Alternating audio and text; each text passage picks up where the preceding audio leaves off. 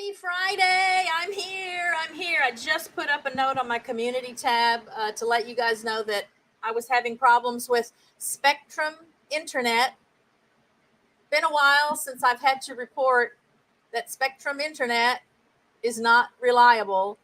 Everything was fine, literally, until 5 minutes before 2 o'clock. So I'm here. Looks like everything is running. It went out a couple of days ago too, and I thought it might have had to do with storms that had come through the area. Lots of lightning. In fact, I posted some radar images and shared that we had literally what I would call wicked lightning that night. So that could have had something to do with it.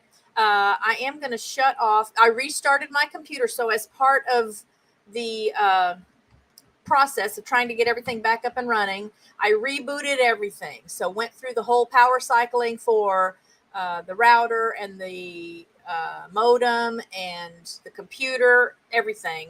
But that means that some things that automatically load when I restart my computer, I want to turn those off. Let's just put this in alphabetical order so I can find them. And I've gone through, I think, before to tell it not to automatically load this stuff. Oh, well, I thought I had that in. Oh, I did. I thought I had this in alphabetical order so I could find these things. And I don't want those popping up. So like my phone link and things like that will make calls and texts and things make a tone in the middle of the show.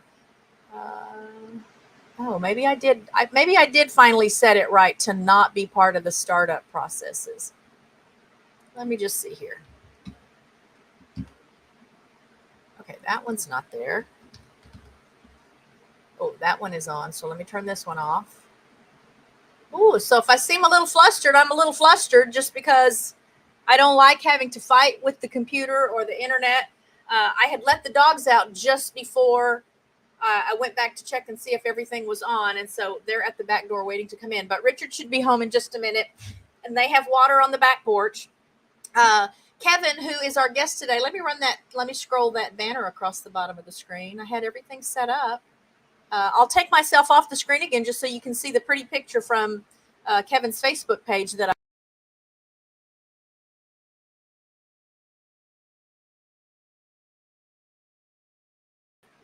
beautiful picture. So he takes amazing images as he's teaching people about critters, little critters, 6-legged, 8-legged, and more critters. Oh, okay. The door was not quite shut all the way. So give me 1 second. I'm going to go make sure the dogs get in and the cats don't get out. Come on, guys. Come on, guys. Come on. Come on, come on, come on. Boys. Good bear. Come on, boys. Come on. Hurry, hurry, hurry. Hurry, hurry, hurry, hurry, hurry. Go, go, go, go, go. Thank you. So good. Oh, my goodness. They're so good. They're so good. They're so good. Scoot, scoot, scoot. Okay. Okay. All is well. Hello to Jerry and Susan at Butler Family Farm. I did see your message there. Thanks for being here today. Anyway, so Kevin originally didn't think that he would be here till about 3:15ish, but I got a message from him a little while ago that he should be able to join us more like 2:30. So let me see. Let me make sure he knows that we're back to business.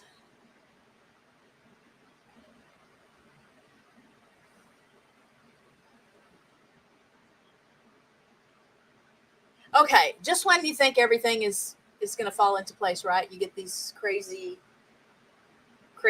uncontrollable technology problems. So I'm excited that we're going to have Kevin on the show today. And I was in the middle of, I wasn't really in the middle of recording it because I'd already recorded it, but I was going to do a quick little time lapse from the Big Bear Valley nest this morning of sunrise, because the direction that the cameras face east. And so coming up over the mountains beyond the nest, you can watch the sunrise. It's amazing and beautiful and therapeutic. And I thought I would just do a quick little, like a time lapse for you to kind of kick the show off, since they were my guests last week. In spite of the crazy audio issues that we had last week, I feel like it was a really well-received show. Sandy is an angel.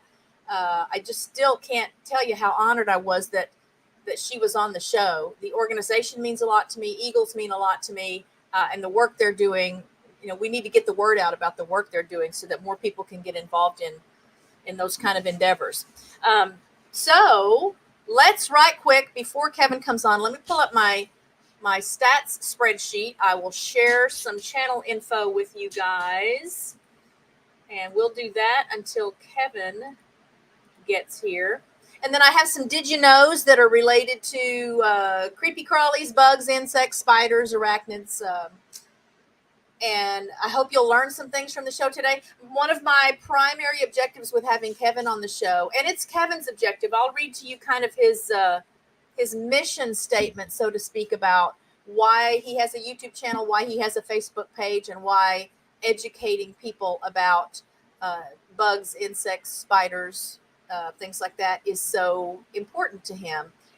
And so I hope those will be some takeaways for you. Hello, Matt D from across the pond. How are you, friend? It's good to see you here today. Hello, Joe and Sue and Angel and the family there at the Bud Files. It's good to see you today. Let me share my screen and we will get busy providing you guys with some channel stats. All right. As always, I start with my channel members who have channels, and then we move on to just previous guests on the show. Some of the channel members have also been guests on the show. So as always, I encourage you to check out their channels and go and show them some support and get to know them a little bit better. Our friends Nina and Boyce at Rooted in Texas are at 885 today. I do have sad news to share.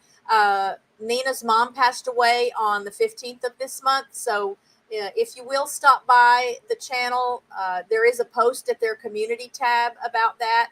And I know it would mean a lot to them if you stopped by and shared some words of comfort with them.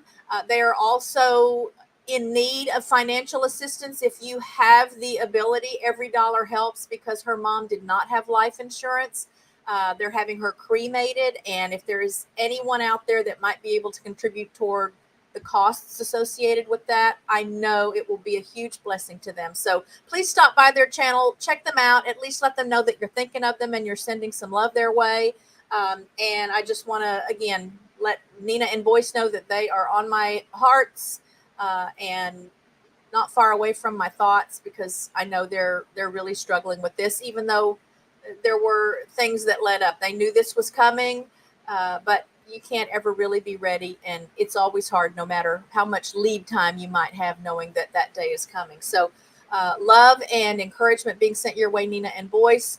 And again, I hope you guys will stop by and share some loving thoughts with them. Now back to my list. Ordered Steps is holding on to that 1,320 something subscribers. Akashi Chris at Mind Forked is holding on to her 478 subscribers. My friend Joe Hupp in Australia is at 331 today. My friends Jesse and Lisa at Lazy Days Ahead with Jesse and Lisa are at 1,580 something today. Jerry and Susan at Butler Family Farms up to 1,920 something today. So Jerry, let me know what that final digit is in the subscriber count, if you will. My friend David Hunt is at 643 today. First Floor Audio, Lee, also from the UK, is at 1,240. I say also from the UK because if you missed me greeting Matt D, who's in the chat today, he is in the UK. Thanks for spending your Friday evening with me, Matt. My friend Adam Sky, also in the UK, is at 360 today.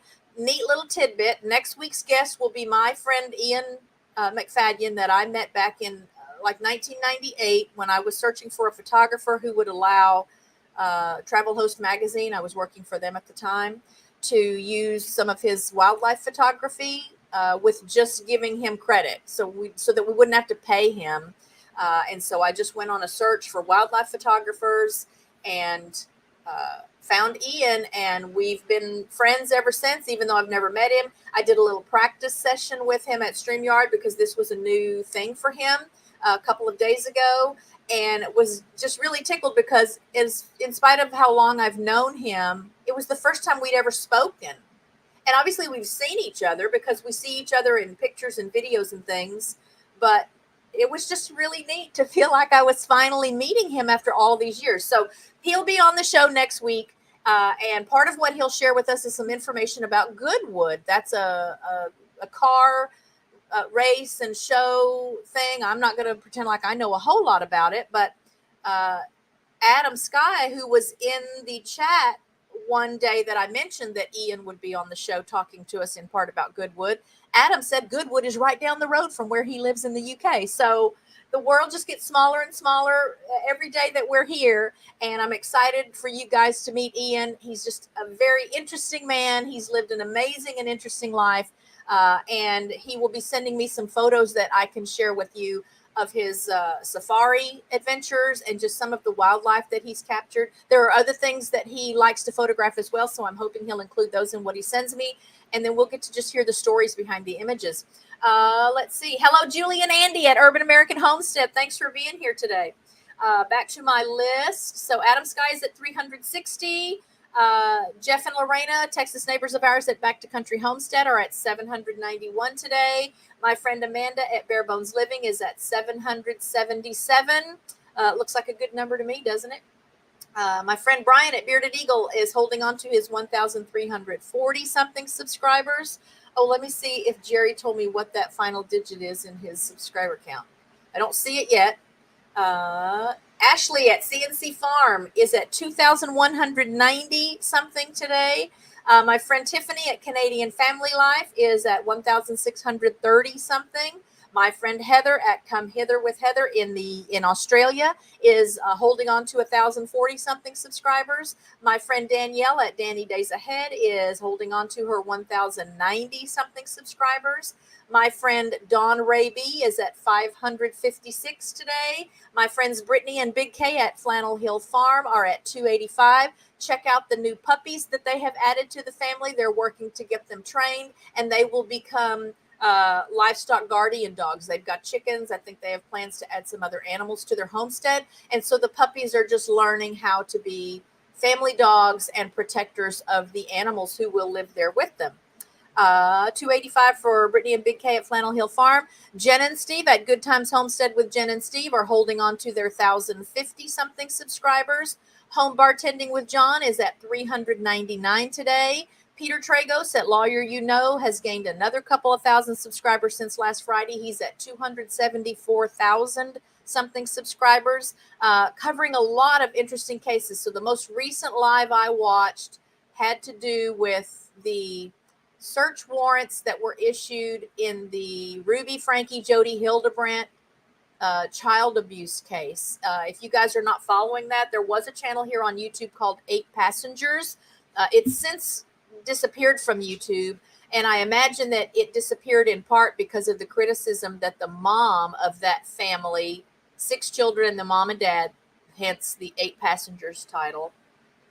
A lot of people unhappy about the way they were raising their children. This mom, I mean, I'm no psychologist, but she definitely comes across as a control freak to the point of abusing her children. So there are some horrific things already included in the records for why all this is happening and what's happening. Both that mom, Ruby Frankie, and her therapist friend, Jody Hildebrandt, have been arrested. They're in jail right now. I don't remember what their court dates are. They have a court date on the same day. I want to say it might have been today. Oh, it might have been yesterday. But I'm glad to see that that's being taken seriously. And it's just, again, another reminder, guys, that what you see on YouTube, I try to be real with y'all. And obviously a lot of you know that there's been some unpleasant things that have happened in my life and in my relationship. And I've shared that. And I mean, that's just part of life as well. I know that. So I can't say that anything that I'm dealing with or have had to deal with compares to what's going on in cases like that. But I just want to remind people that obviously you get in front of the camera and you want to put your best face on. You want to put your best foot forward. You want people to leave with a good vibe. That's always what I want. But it's alarming to me when I hear stories of people who have deliberately set out to mislead their audience and create the impression that they've got it all together and that everything is good and everyone's getting along and everyone is happy and healthy, and then learn after the fact that there are horrific things happening. That's just not, that's beyond just wanting to make a good impression or put your, your best foot forward for people. That's just manipulation. And again, it's indicative of some big personality problems, in my armchair psychologist opinion. And I know there will likely be, I'm sure there already are, plenty of videos out there where people have been analyzing from a psychological mental health standpoint what's going on here. But you don't need a degree to know that those two women need some help big time. And I'm hoping that the children who have been impacted by the behavior are getting the help that they need. Dad, I don't know. I don't know what to think about the dad. I don't know. I don't think he was like directly involved in the abuse of the children because he wasn't around. Some weird parts of the story that Peter shared, that this psychologist, I think that's what she is, or psychotherapist, Jody Hildebrandt, had told him that he needed to leave the household as part of a way to repair the marriage or make the marriage better. So he did it. So he just left. So he's been kind of checked out. Apparently he was kind of checked out before that, if this stuff was happening and he didn't know it. I don't know. Y'all. Okay. That's a whole nother show and another soapbox, which leads me to something that I'll share with you, a new video series idea that I've come up with. I mean, it's not directly related to that, but I'll talk with you guys about that in a little bit. Let me get back to my spreadsheet and go check out Peter's channel so you can keep yourself updated on some of these crazy cases. Katie at Mayfield Ranch is at 1,230 something subscribers today. Millionaire Paul at Millionaire Paul, the Millionaire channel, also in the UK, is up to 311 today. Tammy at Mountain Grandma is at 908. Tiffany at Mud and Mascara Homestead is at 552. My friend Nick and his family, a couple of hours west of us here in Texas at Multi Hunter 24/7, is holding on to his 1,070 something subscribers. My friend Ginger at Not for Nothing Homestead is at 1,050 something. Our friends Devin and Ryan, Texas neighbors of ours at Our New Land, are at 5,300 still today. Nancy at Our Treasured Home is at 1,140. And then let me just look up Palma Pioneer Pantry again right now, because part of what I'm up against is when I don't see activity on a channel for a significant period of time, I kind of just deduce that they're not working their channel anymore, that it's not an active channel.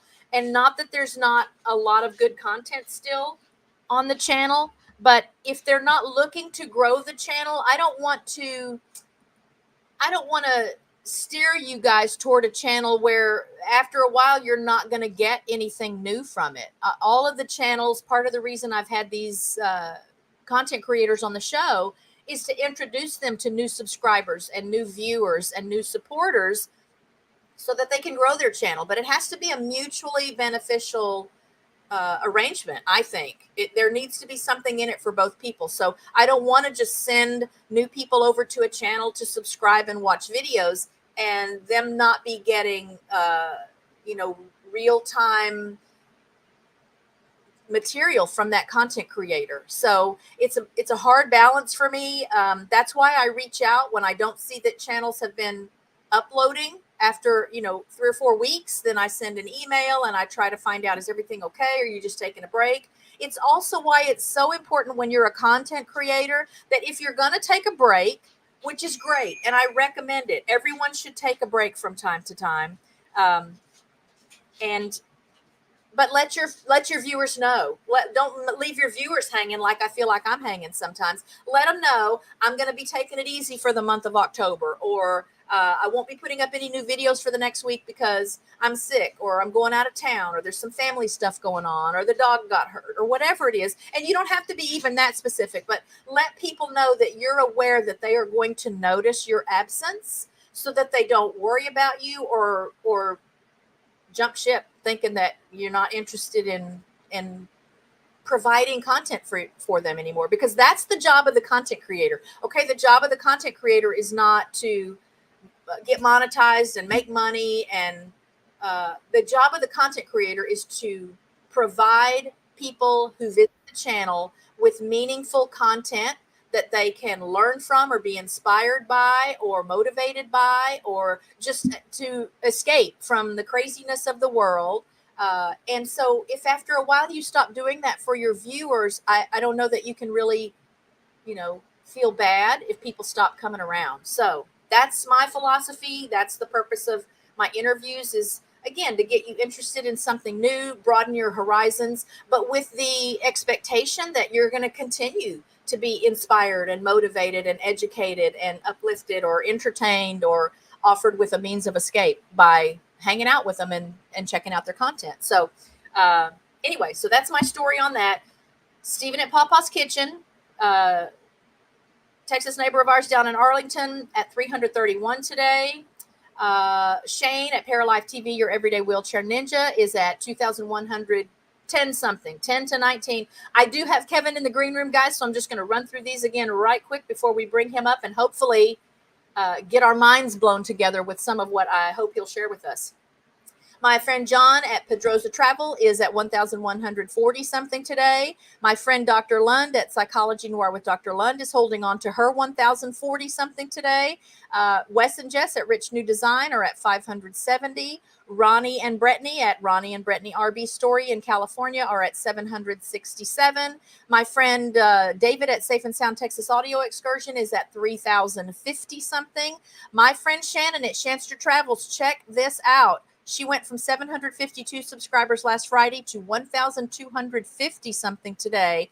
Always great content there. You can travel the world virtually just by hanging out with her and watching her videos. My friend Sparrow Spalding at 1,490 something today. Kenny and Debbie at The Adventures of Kenny and Debbie are at 789 today. My friend Angela at The Inquisitive Farm Wife is at 2,060 something. My friend Dino at The Late Late Horror Show, still in that 115,000 range there. My friend Tom Salta is at 2,880 something today. John and Sarah at Two Doves Bees and Gardens are at 1,750 something today. My friends, the Vineyard Chicks, are at 4,660 something still today. My friend Ralph at Webb's Web at 1,040 something today. My friend Steve Robson at Wild Macro Art is holding on to his 24 subscribers. Again, that's not an active channel. I just keep it on my list because he does have a very active Facebook page where you can go and check out some of the macro photography work he does there. Friends of Big Bear Valley, guests on the show last week, FOBBV Cam is the channel name, are still in that 216,000 range for subscribers today.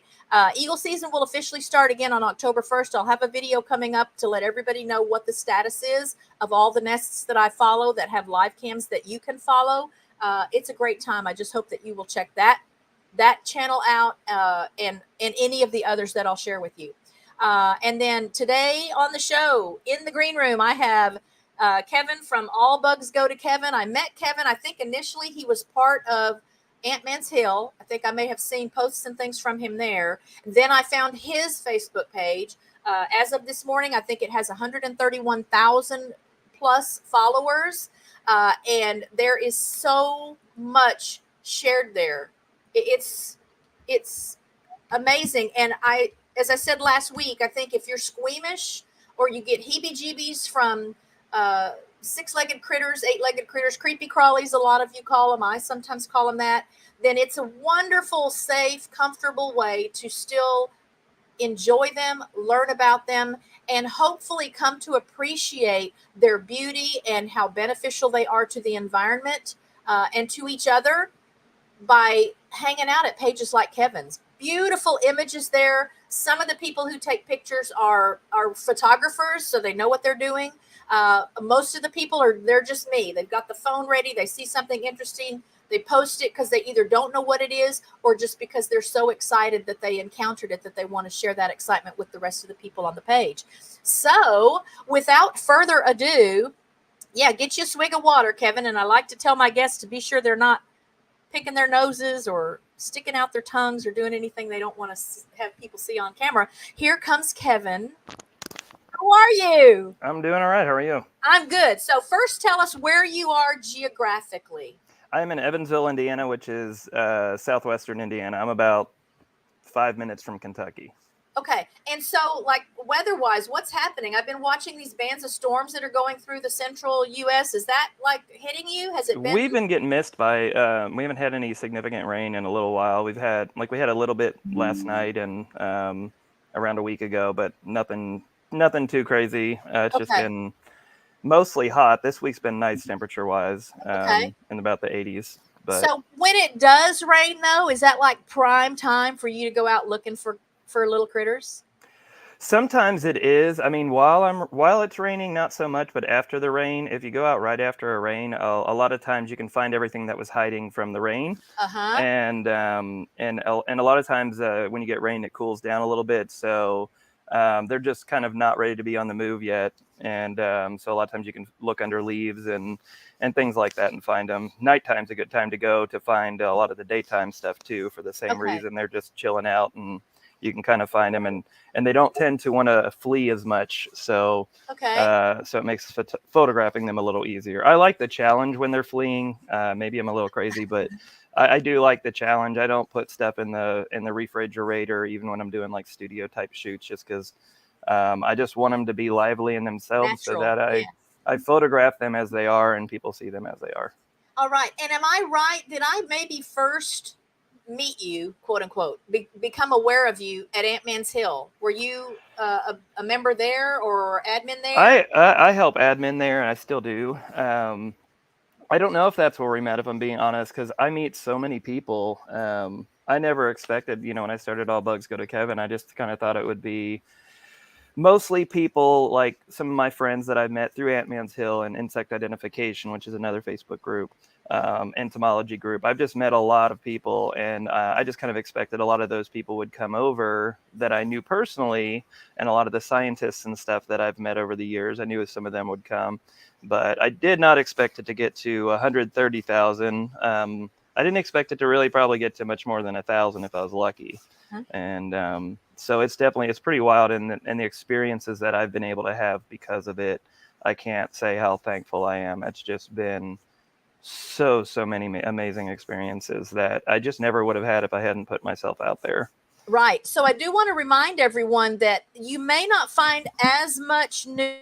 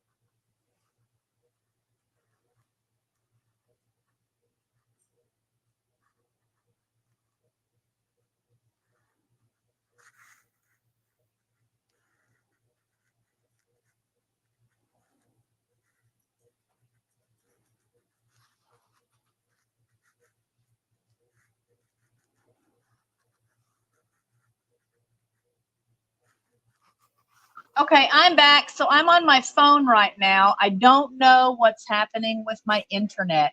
And some of you who've followed the channel for a while might remember that I went through a string of problems beginning, I don't know, late July, beginning of August last year, that lasted maybe 2 months. Just a terrible connection. And it seemed like every other week the internet just went out and we would have Spectrum come out and replace something, or they would tell us that something needed to be replaced, but then they wouldn't replace it. So I'm glad I'm not the only person going through that. do you have Spectrum internet? I don't, but we now have Astound, which is it's a company that's new to the area, and they bought out the previous company, which was Wide Open West. But I've had issues for a while, and like the one thing I've asked them to look at, they haven't looked at. They've changed out everything else, but the one thing, because it was struck by lightning that I thought might be problematic, they haven't replaced, and so they're supposed to be coming back. Similar for us, because they would come out and find something that, I don't know, they thought it had been chewed up by squirrels or whatever, like a wire or a connector somewhere that they thought maybe had been chewed up by squirrels. And they would say, yeah, we need to get somebody out here to put a new one or replace that one. And then they would be outside for a little while, and then the internet would work again for a little while, and I didn't think about it until it went out again, and then the next crew would come and say the same thing. They would come and say, oh, yeah, we need to replace, whatever it is we need to replace. And the disadvantage I'm going to have today is that it doesn't look like I can share stuff from my phone. Well, I say that. I do have that phone link thing, but I don't know how to do it. So I'm restarting my computer. I can see that my router is flashing red again, which is what it started doing earlier. So while I'm talking with you here, I'm going to power cycle everything again, and I'll let you tell us like what your background is. How did you become the bug guru that I see? Well, you have some time. You have some time because that's a story. Okay, yeah. So tell us. Okay, so 12 years ago, almost to the day, I got started in pest control. And when I got started in pest control, I was not a fan of spiders, stinging insects, a lot of the jumpy stuff. Like if I didn't know it and didn't know anything about it, I was pretty uneasy about it. So my knowledge was pretty well nil 12 years ago. And getting into pest control, I've always been the type of person that tries to do the best I can at any job I do. And so I just wanted to learn as much as I could to be good at my job.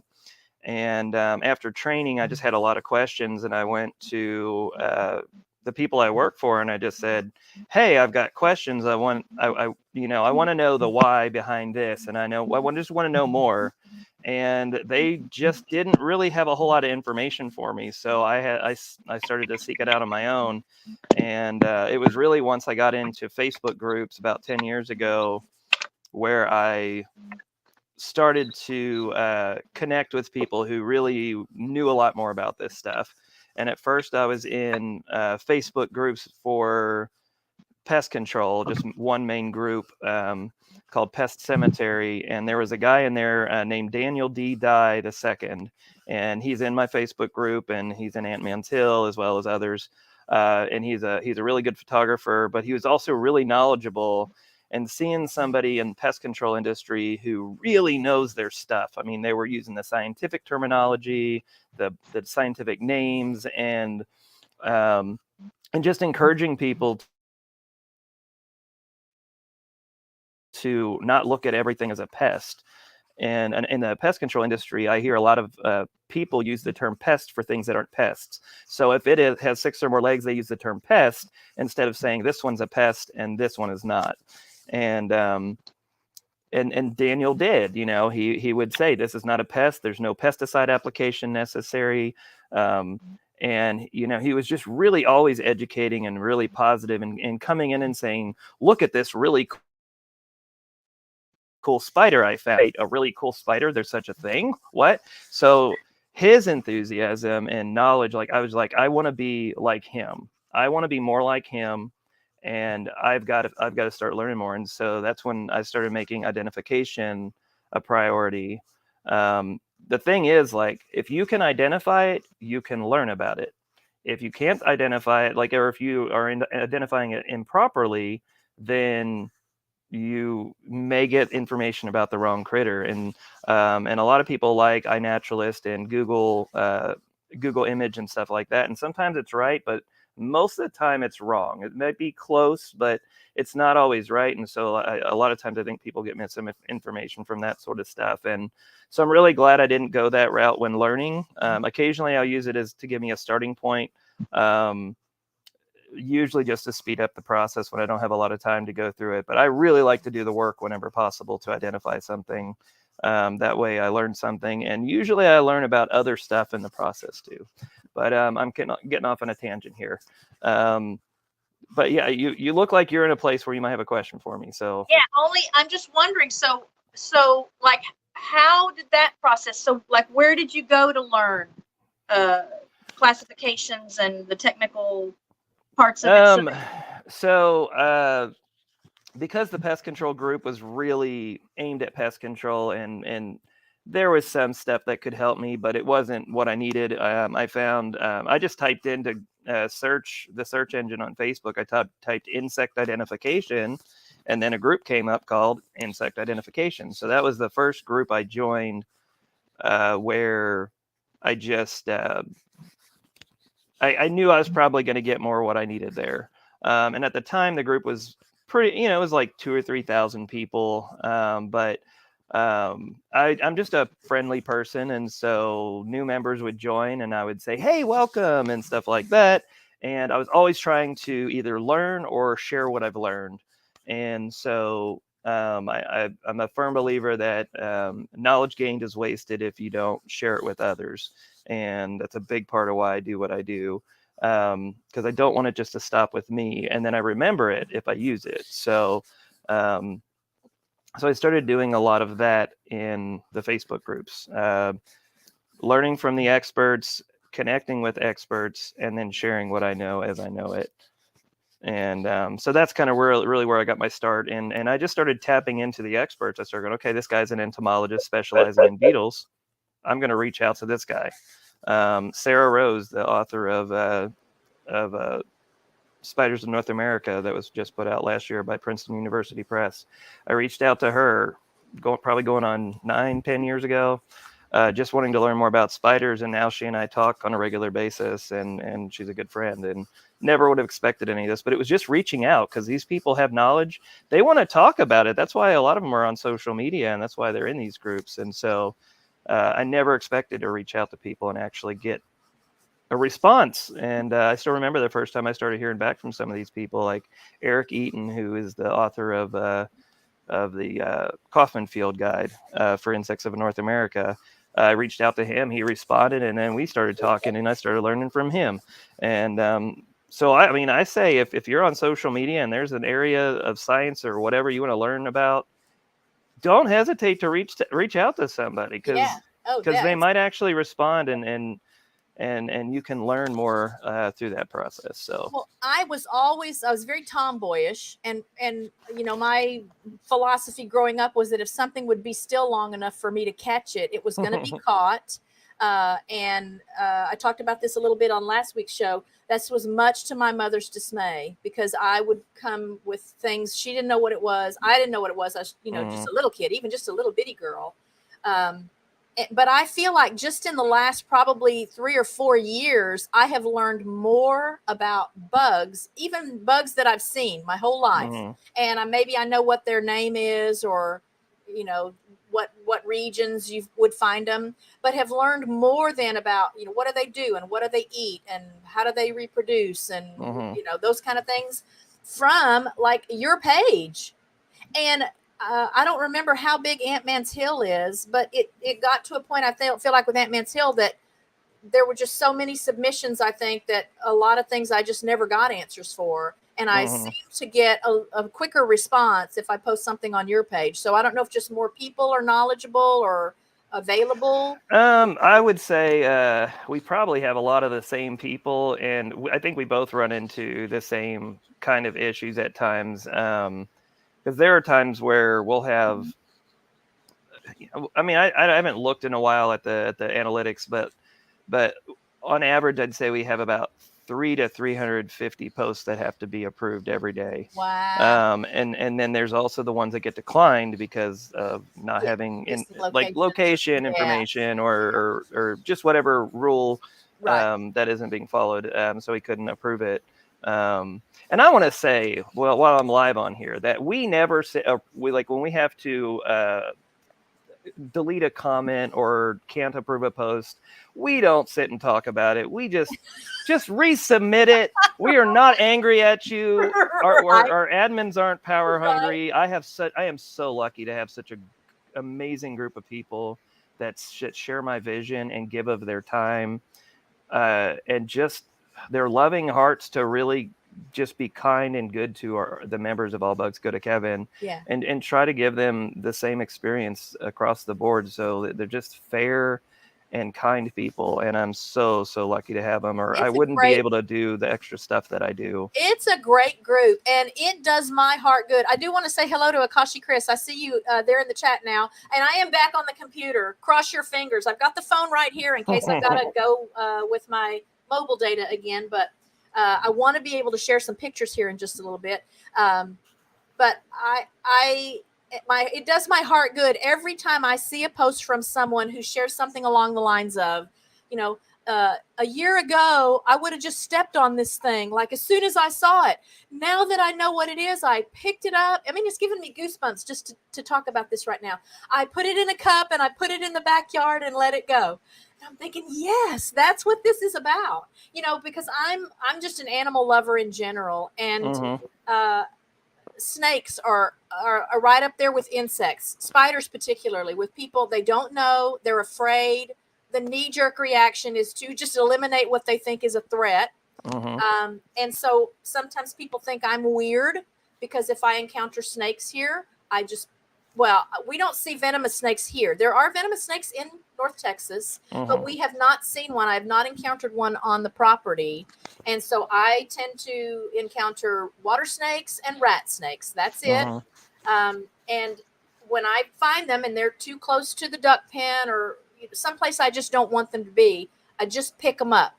Bare hands, if I know what it is, I know what I'm doing, I just pick it up.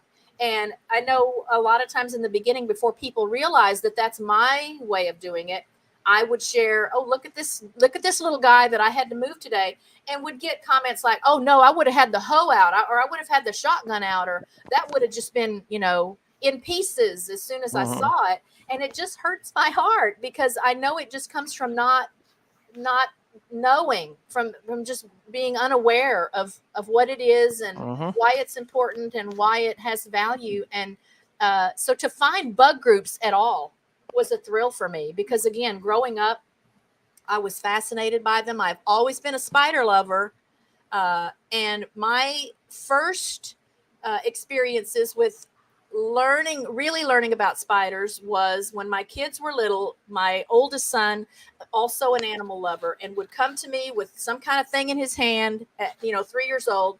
I didn't know what it was. I didn't know if I should be nervous. Now I did know enough to know, don't freak out, because the freaking out is when people get hurt.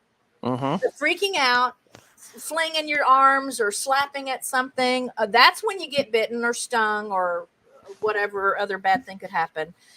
And so every now and then when he would come to me with something I wasn't familiar with, I would just tell him, well, let's put it here. Let's put it on this piece of paper so we can look at it and figure out what it was. And then I began researching. This is the old days, no, you didn't get on the internet. You got your encyclopedia out. But I had, believe it or not, phone numbers for the Fort Worth Zoo, for the reptile house, and for the entomology department. And I remember distinctly, I had seen jumping spiders all my life, didn't know about them, didn't know if they were dangerous. I typically would see them like up on the ceiling. I know they were catching flying things that got near the ceiling. And that was fine. I was always a live and let live kind of bug person. But one time one came down and it was on the back of a dining room chair. I had 4 children, 5 years and under. And because I didn't know what it was, I was just concerned. I didn't want them to go and interact with it and get hurt, particularly since I had the one son that just had to catch everything like I used to have to catch everything. So I called the Fort Worth Zoo and I said, I just want to get some information on this spider that used to live on my ceiling and now it's on my dining room chair and I have little children. I described it and I still remember distinctly they asking me, does it look like it has big green eyes? That's what they asked me.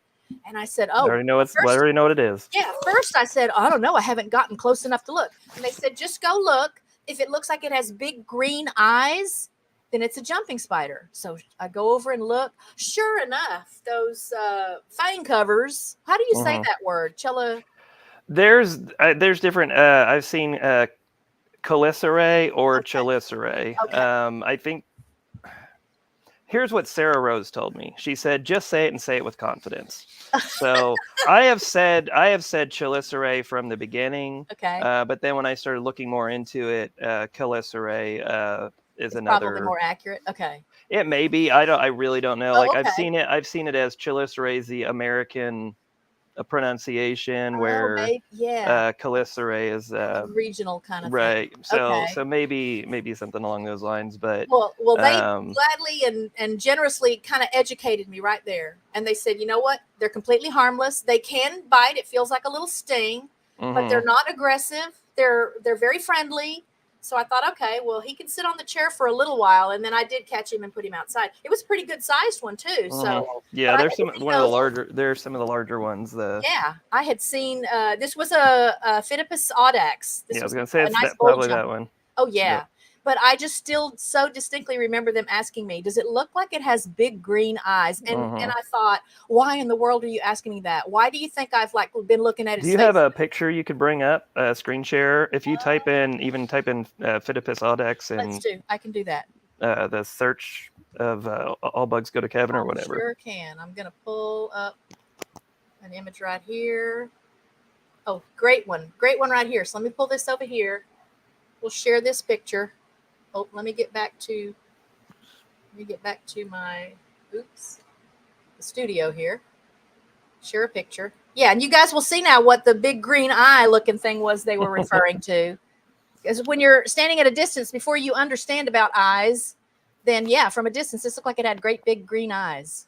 There he is. So here's the Chelicerae. Those covered, there's fangs behind there, right? Underneath, so they actually will call the fangs the cheliceral fangs because they're all connected. It's almost like connected, like this part of my hand is connected to my arm. It's they're attached underneath, and then with jumping spiders and other true spiders, and true spiders are most spiders. And then you have another group of spiders called like megalomorphs, which are your tarantulas, trapdoor spiders, purse web spiders, things like that. So their fangs are actually they come in kind of like at an angle. Like when they extend at an angle, and they come together where it would be like kind of scissor-like, where they would, if they could extend fully, they would overlap kind of scissor-like, whereas the megalomorphs, their fangs come out and they're parallel to one another. Okay. So that's one of the ways to tell the difference. But since we're talking about fangs, that's why I brought it up. But so here's another difference is the book lungs. True spiders have 2 pair, true spiders have 1 pair, and megalomorphs have 2 pair of book lungs. Okay. So y'all, here's jumping spiders. Again, I think jumping spiders are the gateway spider. If you're afraid of spiders, spend some time with a jumping spider. So just show of hands in the chat. Can you look at this picture and see how precious that little thing is? How, to me, that is the cutest. To me, that is the cutest little thing. Now, this little spider in the picture, I don't have a way to know how big that is. These can be little bitty tiny. I mean, these can be like not much bigger than a grain of rice. Sometimes I've seen little jumpers that are just so tiny. But then I've also seen these bold jumpers, which is what this one is, the Phidippus audax. I've seen those that are about as big around as a quarter. Not often, because I'm sure some of them they just don't live long enough to get that big. But I just look at this. Look at those eyes. I mean, and Lucas the spider. Some of you may be familiar with Lucas the spider. And oh my gosh, I just saw this. Thank you, Matt D. Thank you for the super chat. The love and care you give your animals, they will always love you for it and will always be by your side throughout their lives. Thank you so much. What a precious thing to say. Yes, I often feel like I definitely have healthier relationships with animals than I do with people, because the animals don't seem to be manipulative and weirdos like that lady we were talking about at the beginning of the stream. So thank you for that, Matt D. Love you, friend.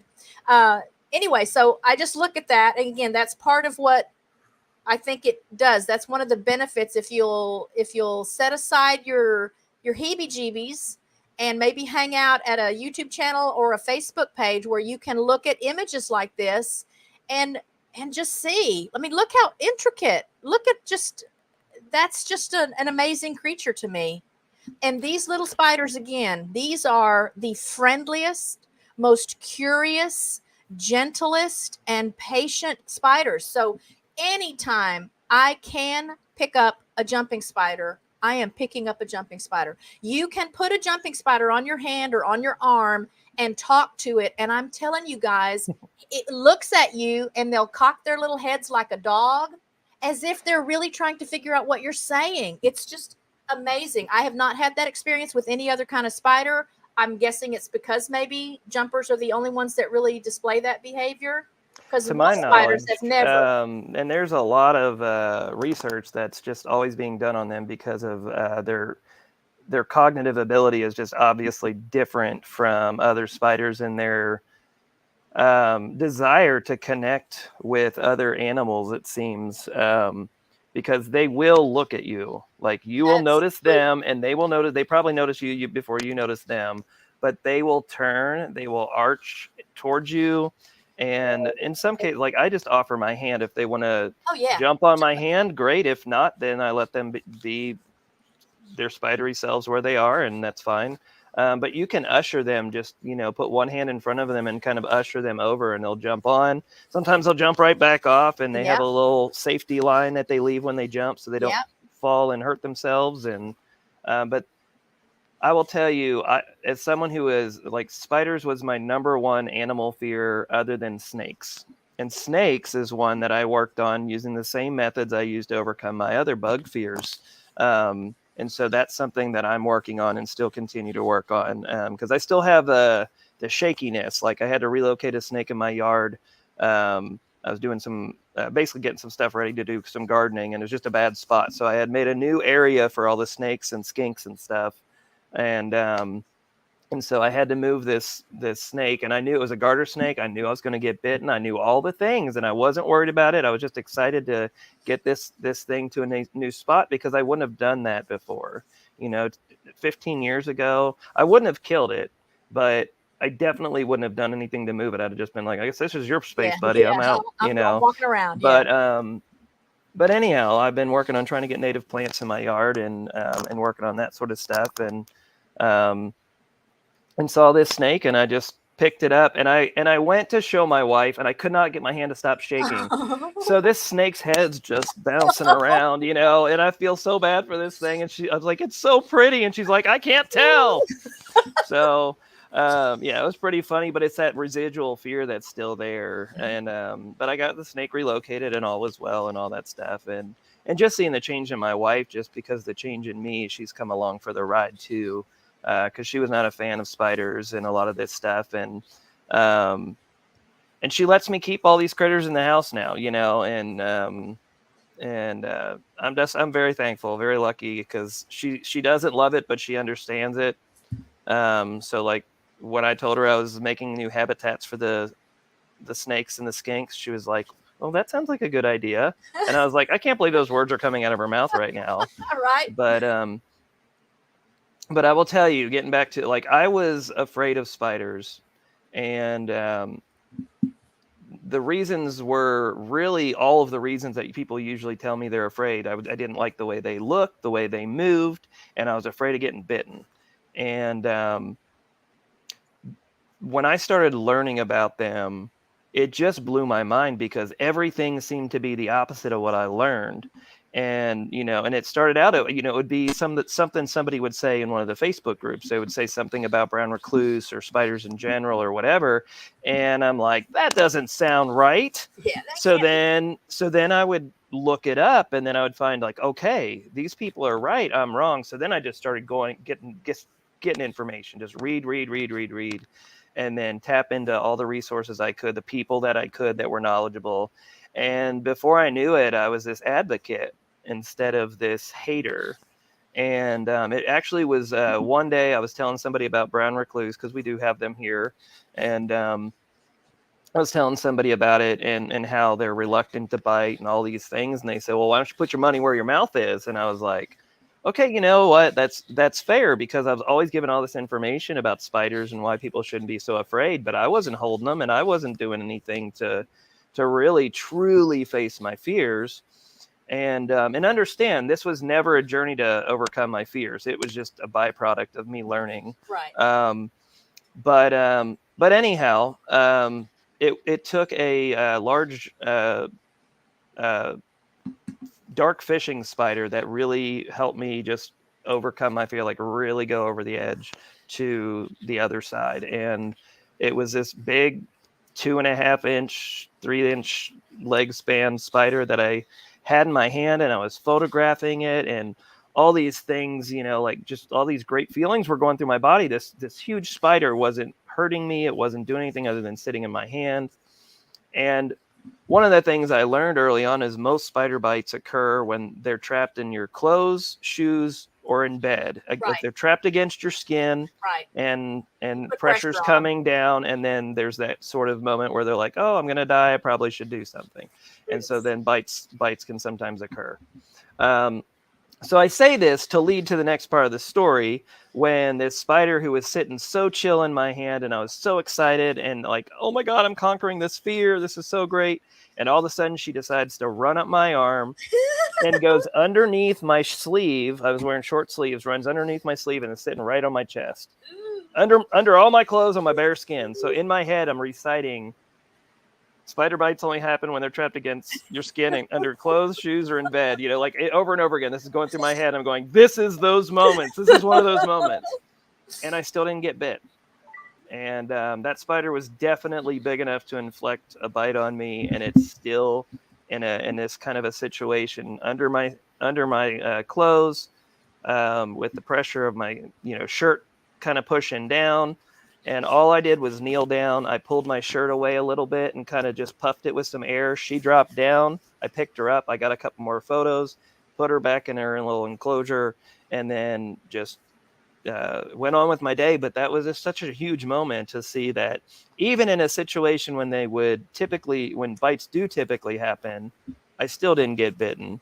And then fast forward to now, I have now led spider teams, been on bio blitzes, which are biological surveys, looking for spiders, cramming them into vials, doing all these extra things that I never would have thought I would do. And all of these now thousands of spiders I've handled and messed with since I first started learning all this and started overcoming my fear and getting into all this stuff. I've been bitten 0 times. 0 times. That is so telling to me. And it goes right along with what science has to say. Uh-huh. And science hasn't let me down. Every time I learn it and then I test it, it seems to go the way I read. So that's been a lot of it, is like a wasp nest. I had a wasp nest outside this year, and it was set in about 2 inches from like between my screen and my main door. And so my head was going like right past it every day.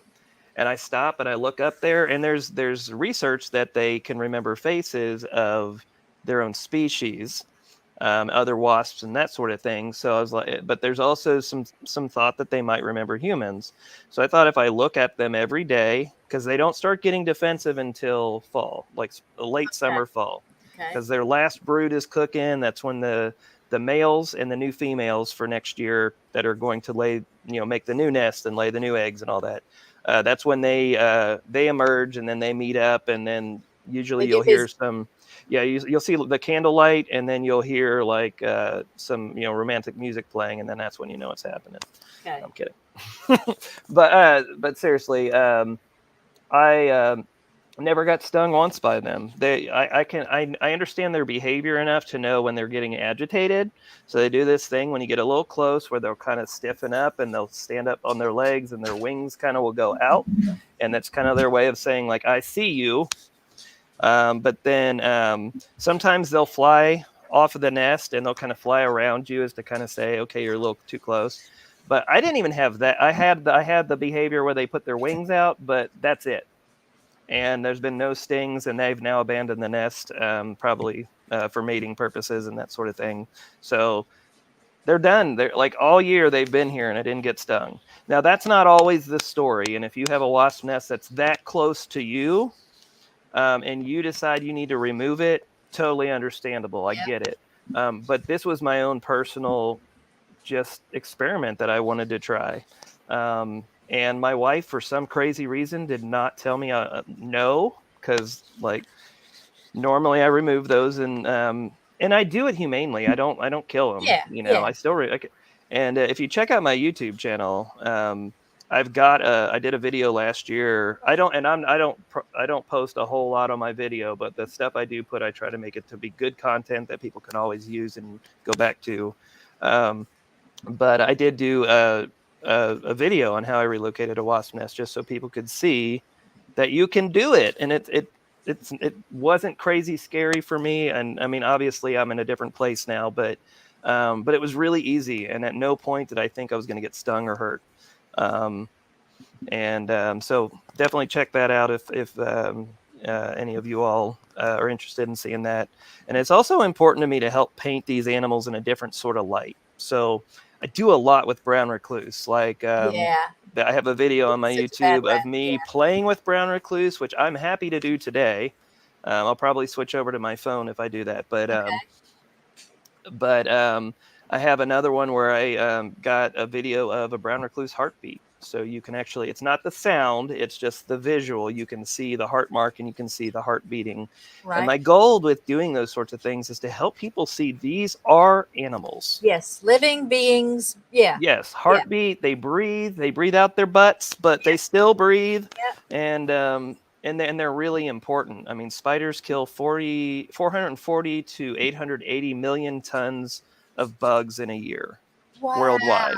So that's more than the weight of all humans on the planet.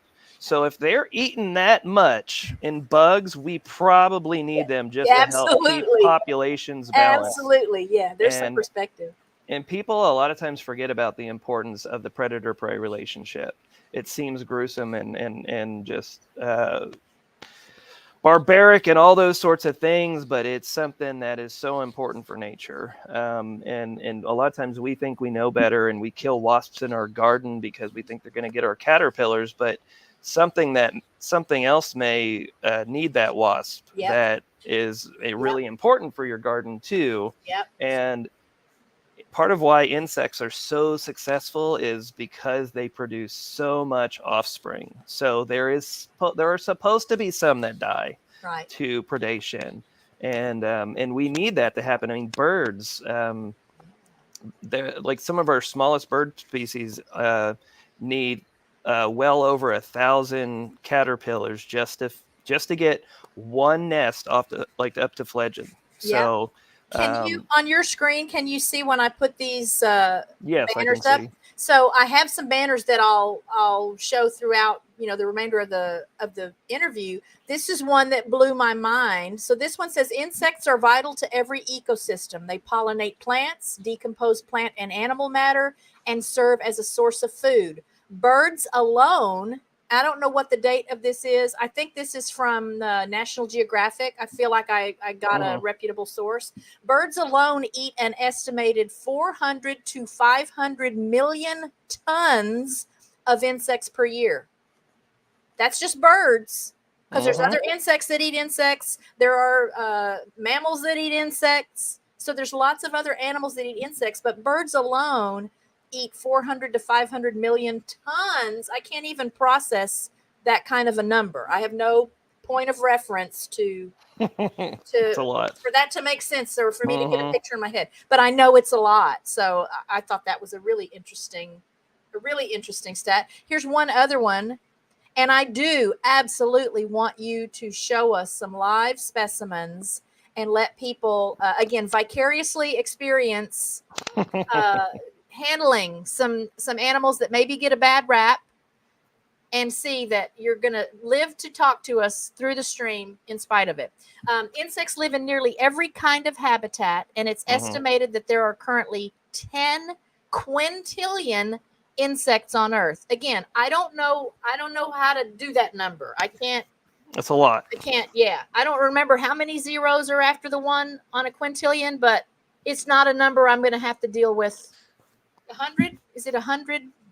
I don't even know. It's because it goes million, billion, trillion, quadrillion, then is it quintillion after that? I'm looking this up right quick. This says there are 18 zeros in a quintillion. Okay. So this is, and maybe this will, I don't know, maybe this will help if I put this here instead. I would think it was more than that. Although, again, I think we should just count to quintillion right now. Everybody just hang out. Yeah, Let's do it. Yeah, it's Friday night. I mean, what else is there going on? Everybody's off work now. That's a quintillion right there. Like, what do you do with that kind of a number? What do you do? Here's the thing, though. Like, I hear people tell me, I like most animals. I just don't like anything with 6 or more legs.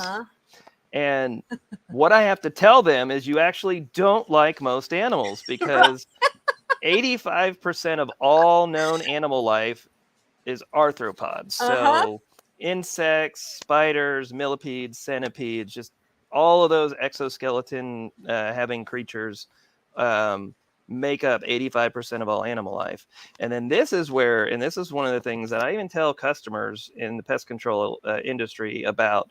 Pesticides kill probably about 90%, if not more, of all animal life. So like your average pesticide is a broad spectrum, and the label may tell you what it kills, but it's formulated for those things, maybe because the way it sprays, it works better on roaches, or, just like if you look at the active ingredient in a roach spray versus a wasp spray, you can see the same active ingredient sometimes, but the wasp spray is made to shoot further so you can keep your distance from the wasps.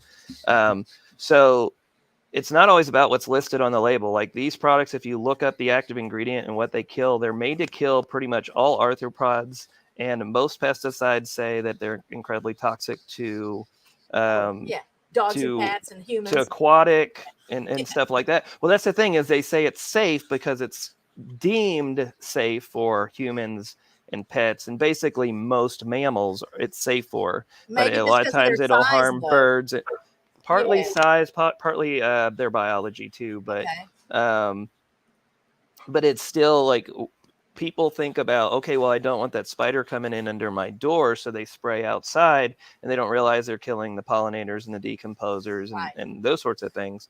And some people say, well, wait, Kevin, but I don't spray my flowers. I only spray the ground. And then that's when I have to tell them, you're still killing pollinators and you're still killing decomposers, because a lot of your pollinators don't get everything they need from the nectar or the pollen that they're going to the flowers for. So they have to go to the soil to get minerals to supplement their diet. And they'll even go to bird poop for certain things. Like if you ever watch butterflies, a lot of times you'll see them on the ground or on bird poop or things like that. They're going for minerals. And so a lot of times people don't see the big picture.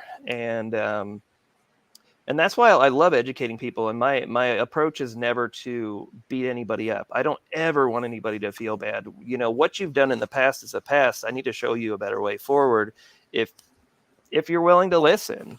And when people are being taught, they don't like to be told they're wrong for how they feel. You got to meet them where they are. So understand what they believe, like why they believe what they believe, and then show them a better way. And usually I tend to be like, I at one time believed what people believed a lot of times, because I believed a lot of the hype and listened to a lot of the people that seemed reputable in my eyes because they were intelligent people. They just had bad information. So they gave it to me, so I believed it.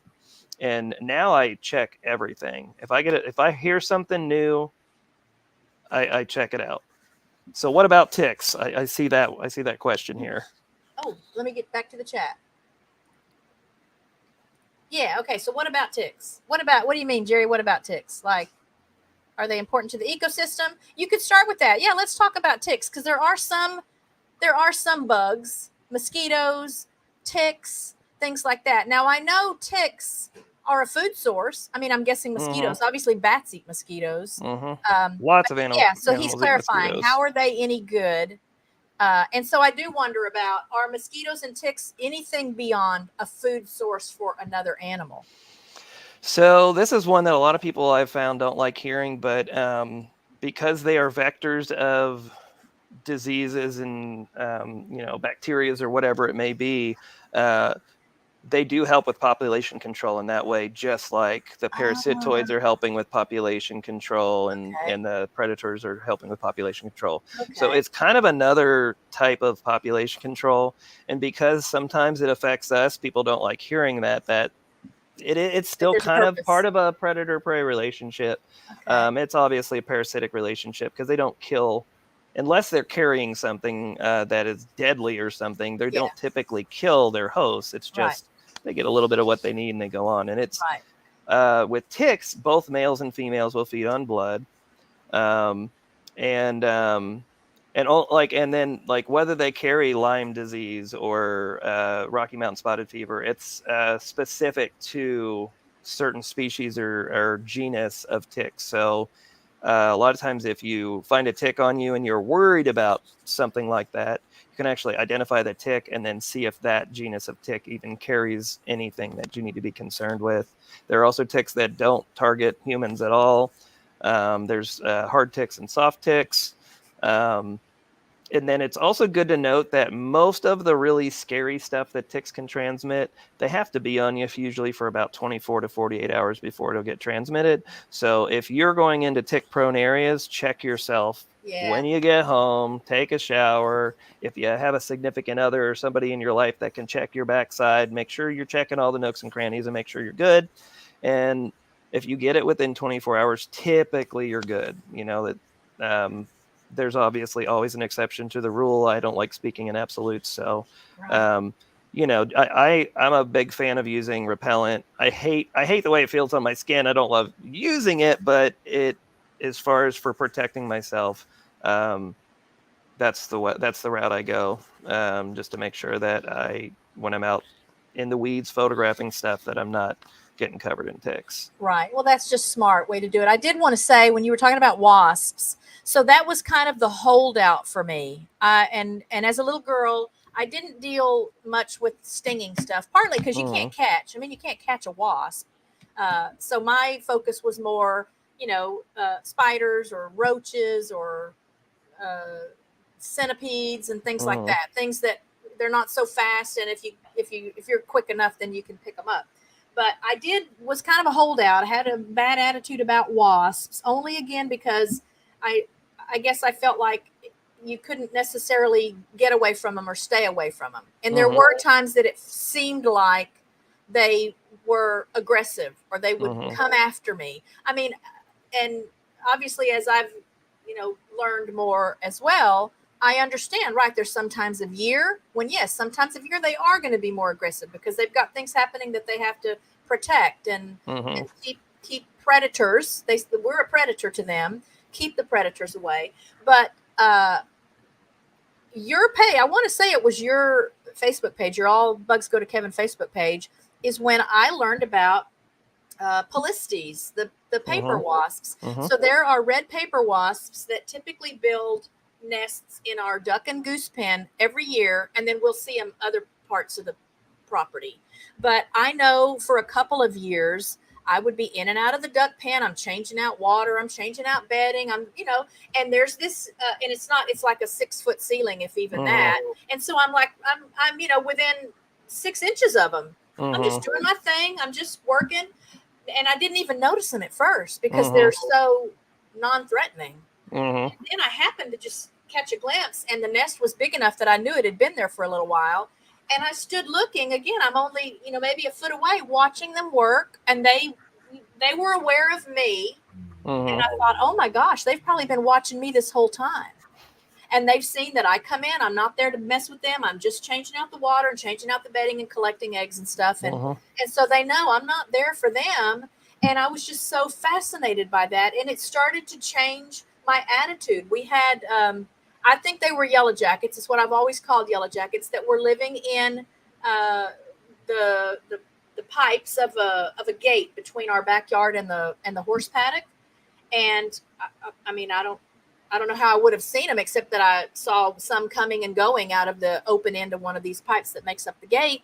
And I thought, well, they've probably been there a while, and I've gone in and out of this gate hundreds or thousands of times, and they've never bothered me. Now, I do give them a little wider berth because I don't know that they're as docile as these paper wasps are. But even then, I've never been stung. I'll pass right by them, come up on the porch, and there's a nest by the front door, bringing in my groceries. And the worst I've seen is that there have been times that, they'll start flying around. I'm thinking, okay, I've startled them. They don't know what's happening. And I just give them a minute, and then they calm down. But I credit people like you and others who have been willing to share their knowledge and experience to help me overcome that.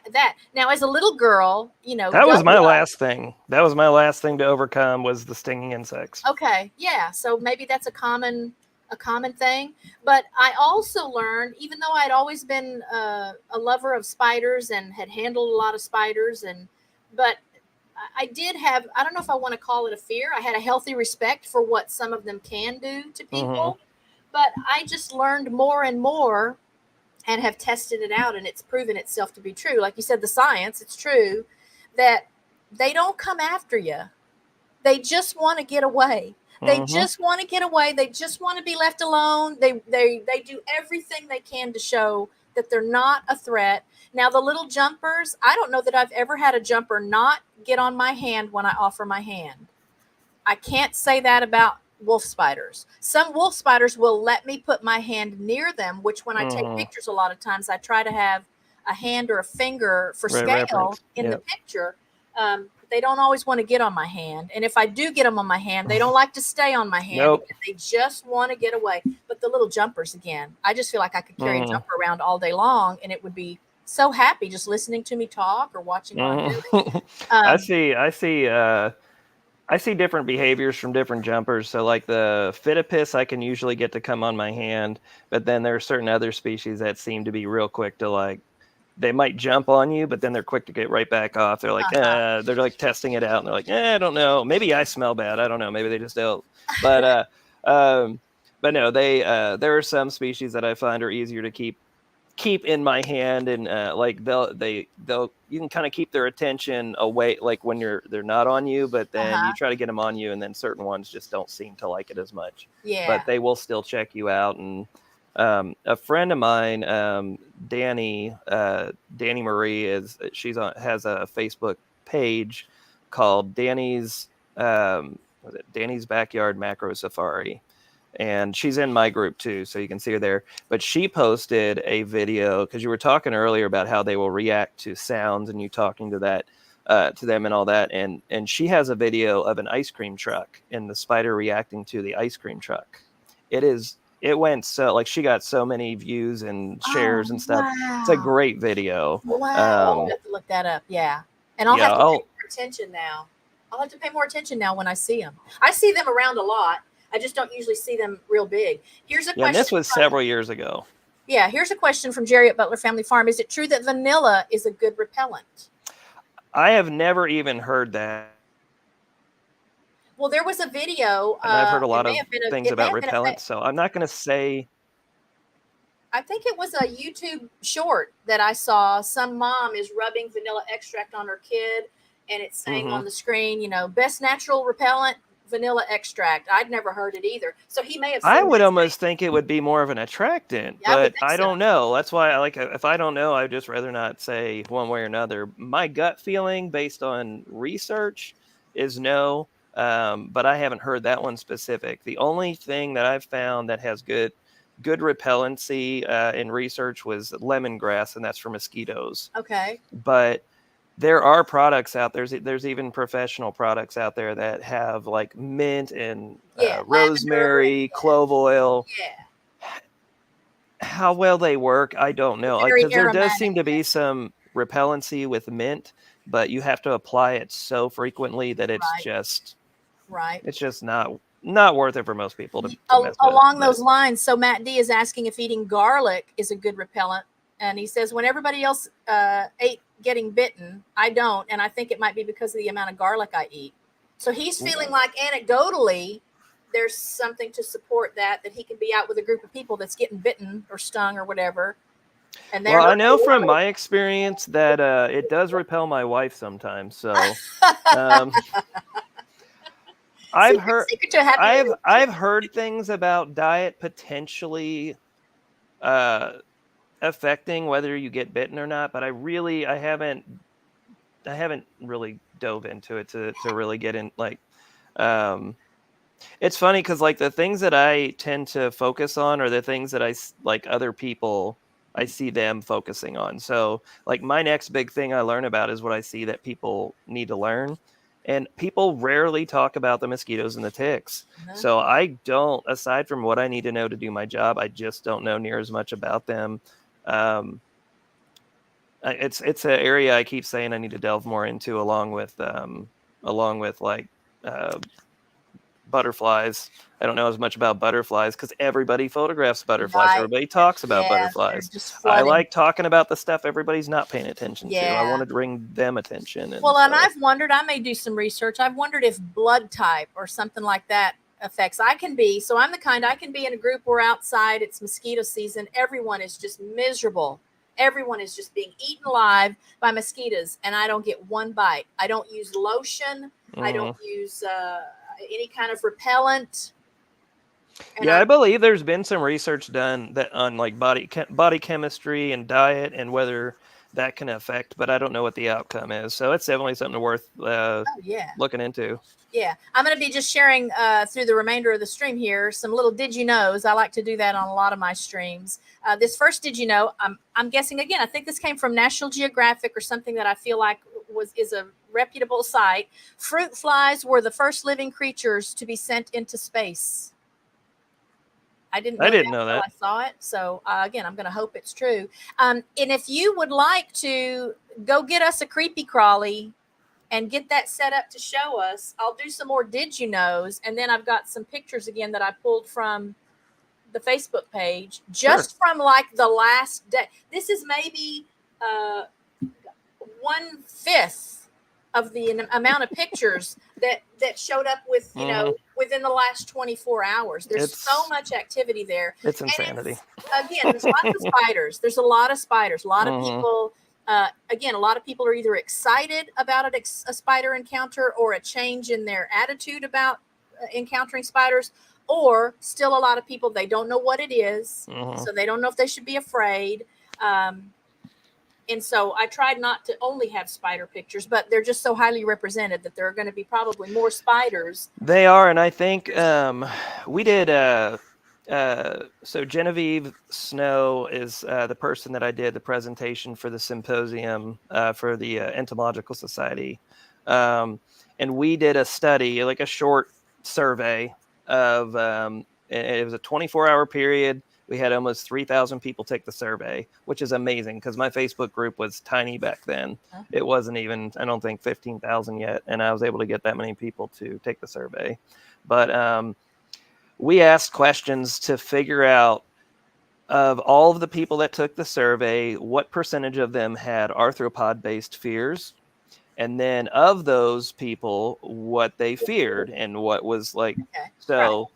It was around 73%, if I'm remembering correctly, of people that had some kind of bug-related fear before coming into All Bugs Go to Kevin or other similar type groups. And then of those, it was about 83% were afraid of spiders, and then it dropped from there. So the highest number of, the highest percentage of members had a fear of spiders. And then below that, I think, was stinging insects, and then it got small. But like mosquitoes was like, I think 1%. And so like the deadliest animal on the planet is more people mosquitoes. die. Yeah. Right. Yeah. Due to the usually, was it malaria? So it's usually the other side of the world that's dealing with all the death from mosquitoes, thankfully. But there are a lot of deaths from mosquitoes, and people just go and go about their day. Yeah. And then we blow up spiders and we demonize them like they're these awful creatures.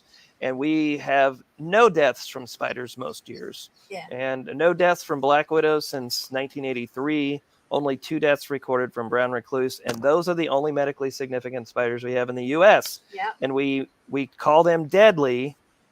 And then dogs kill 30 to 50 people every year, and we call them man's best friend. Yeah. Not saying anything bad about dogs. Yeah. I got mine sitting across from me over here.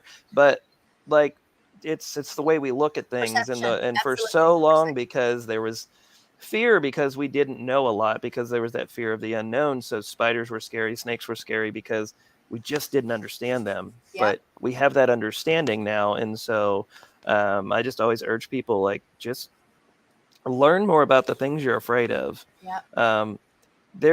And I'm not saying that because black widows haven't killed anybody in a really long time that they're not harmful. I'm just saying you don't have to kill them just because it has the potential for harm doesn't mean we should kill it. Because by that mentality, I should have blown my car up, because cars kill 25,000 people every year. Yeah. So 5,000 people on average die every year from choking, usually while eating. So don't eat because it's deadly. Yeah.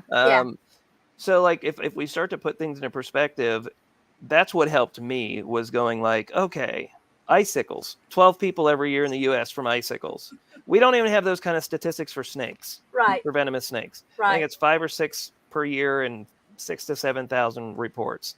Dogs, there's about 4.5 million reported bites per year. Close to 1 million need medical care, and 30 to 50 deaths. Dogs are pretty dangerous animals, you know, but we still love them. So why can't we start to love some of this other wildlife, especially when it's most of the wildlife that's out there is the bugs? Well, again, that's why you're on the show. I'm a bug lover. I'm an animal lover. And I just feel like people fear what they don't know. And through my own research and my own experience, again, the science has panned out. I see it. I see it. They're not out. It's a liberating thing once you get past the fear, and then everything else is just icing on the cake. It's just this extra morsel of knowledge I get to learn, instead of this fear being behind everything and keeping me from wanting to delve into it. So now the fear is gone and everything is just this amazing information. And with millions of arthropods, different types of arthropods in the world, I'm never going to stop learning. You know, and so it behooves everybody to at least become somewhat familiar with them. I do want to credit also you and the page. I don't know that I would ever say I was afraid of the Argiopies, and I don't see them here as much as I wish I did. But we had a great big one that lived right on the back porch a couple of years ago. I have a video up about her, and I had watched I think a video on YouTube about it, and then I went to your page and I'm looking up posts about it because I really wanted to handle her. She was so beautiful and so big, but I thought I don't know about these. Learned completely harmless. So by Cracky, I put her on my hand and let her crawl around on my hand. I mean, and she was was probably almost 3 inches long, it seems. She was a big girl. And just fell in love with those. My list of favorite spiders just grows and grows and grows the more I learn about them and encounter them and prove to myself that they're not out to get us. So spiders, it upsets me that I spent so much of my life like avoiding and ignoring and just kind of running from all of this. All of this stuff. Because it is so amazing once you get out there and look. And once you start, the more I learn about the connections, I can go out in my yard now and I can actually understand what's happening under my nose, because I'm like, okay, I know who you are. This fly over here, and then there's this bee, and then there's this one doing this. And then I can start to see the connections where they connect to each other, and just what they're doing in my yard, like how they're making for healthier soil by eating the leaf litter and eating the rotten wood or whatever it may be. And thank you to everyone who's following the stuff I do and just the kind comments. I wanted to say that so I don't forget. And enjoy the channel when you go to his channel. Just I have seen that video of the brown recluse heartbeat. That's just which actually let me go get some things kind of situated. Okay. And if you want to maybe even play one of those videos or something, I have a fun the millipede videos. A lot of people really like that. Okay. I have a compilation of jumping spider photos. You were talking about them looking at jumping spiders, so that might be one. You pick. I don't care. I'm gonna go get stuff set up, and then I'll be back with you in a couple minutes. Awesome. All right, I'm going to find y'all something fun from Kevin's channel. Hello, Nancy. Did I miss anyone else coming in? John and Sarah, I don't know if I said hello to you. Thanks for being here today. I'll put another Did You Know up on the screen while I'm finding a video for you. So I showed you the caterpillar one. Oh, here's a good one. Did you know a dung beetle can drag 1.141 times its body weight? So almost 1.5 or 1.25 times its body weight. That's like a human pulling 6 double-decker buses. I don't know which one of those. I don't know that there'd be much point in dragging 6 double-decker buses around, but sea dung beetles serve a significant purpose. Let's see. Let me take this.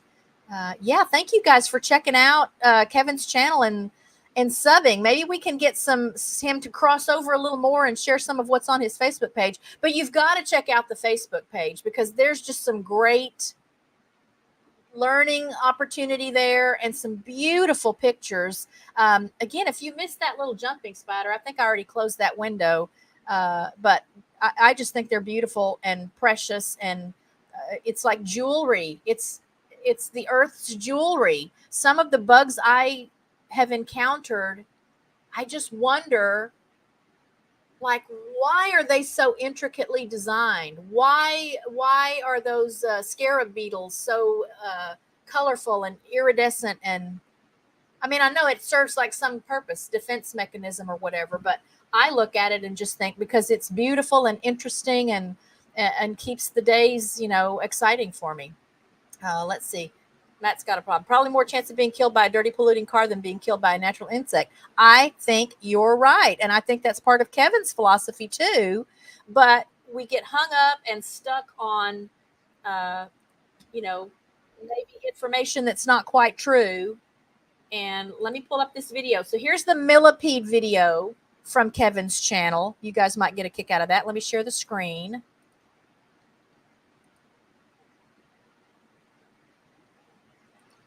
All right, here we go.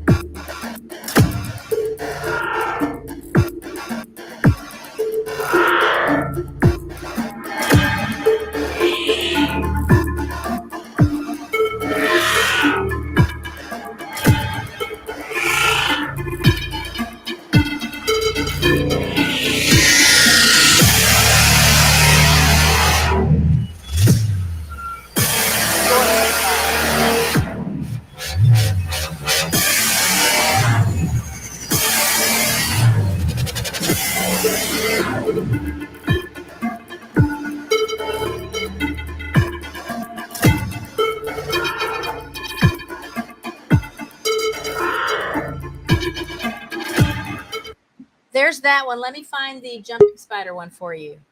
We're going to play this jumping spider. Play this one right quick, and then Kevin will be ready with some fun stuff.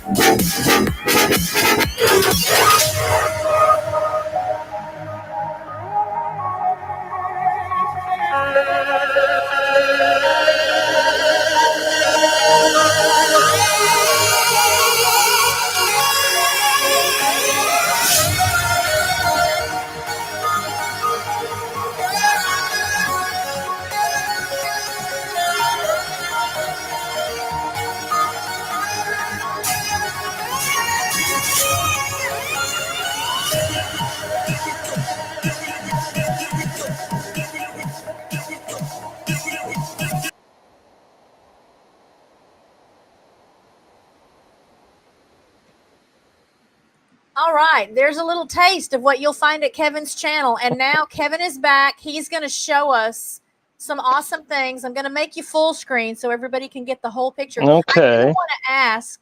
I'm trying to figure out if there's a way to switch to where I can use my other camera on my phone. Do you know? I don't know. I don't know. When you're the guest, I don't know, because I know when I'm on my phone, I don't have as many choices available to me. I mean, if you signed in with your phone. I think I just found I found out how to do it, I think. Okay. So again, I'm going to let you go full screen, which probably means I don't know that anyone will be able to hear me talking, but I wanted to ask you too, if you still or always have, I think it's a tailless whip scorpion, because I am becoming fascinated with those. I can see if I can dig them out. Okay, if not, no worries. But I'm really becoming fascinated with him. So I'm going to turn it over to you, and you tell us what's happening and who we're meeting. All right. All righty. Okay, can everybody see spiders? Like that much I need to know. Can you see what I'm showing you here? I can see them. If you can. Okay, good. Yep. So these are brown recluse, and trying to do this by holding this with one hand. Okay, so 2 brown recluse here, and this is a glass Pyrex container. There's a little shout out to Pyrex. Okay, so what I like to do is just show people that, one, they can't climb out of this container, so it's too slick. So that's really important, because one of the things, if you have brown recluse in your home, knowing they can't climb slick surfaces can help you to protect yourself. So if just knowing that most spider bites occur when trapped in clothes, shoes, or bed, you can check your clothes, you can check your shoes, but your bed is where you kind of lose some control because you're sleeping. So if the bedposts are too slick for them to climb, and then your bed isn't touching the wall and you don't have bed skirts touching the ground, then they aren't able to get into your bed with you. And then you eliminate the one place where you really do lose control over a bite. So that is one of the reasons I like to do something in a container that they can't climb out of, just so people can see that. But I also like to poke them in the face just to show you how they respond. They are not in any way trying to cause me harm. They're just trying to get away. Sometimes they'll play dead, but mostly it's just run away from this scary, scary man. So I'm not sure if I can do this with 2 hands or not. I'm going to see if I can steady this on something. All right, so I'm going to see if I can get this one into my hands. And so pretty much, I'm surprised it's actually still in my hand. Usually they're quick to run out of my hands, but there. So she's gone. But those are the brown recluse. And just kind of one of the things I like to do is just really show the behavior that they are just not out to get us at all. So, all right. So the next thing I'm going to show you is right here. So this is in the widow family. This particular one is the redback spider from Australia. And oh, give me just a second. I'm going to let you look at her for just a second while I get a paintbrush to, I'm going to antagonize her a little bit. Hold on a sec.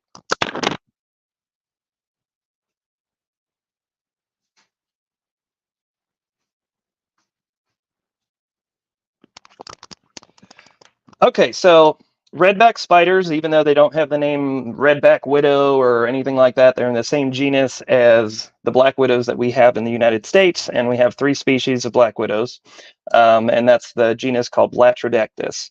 And so pretty much all of the spiders in Latrodectus, one of their first defenses, and also a way that they helps them capture prey, is to flick silk. So they basically will use their back legs to kind of fling silk at a prey item or a predator to try to get them to go away. It's kind of like flinging sticky boogers.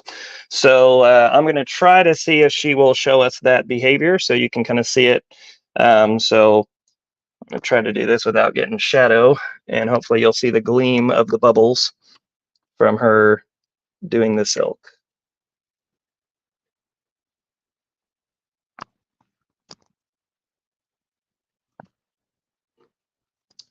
She did it once. I don't know if you guys can see that stuck to the paintbrush here, but there's little bubbles.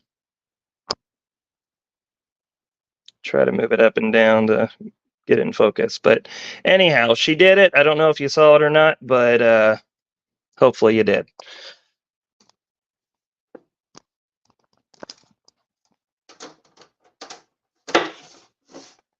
All right, I'm going to put you down on the counter for a second while I get the next thing in place here.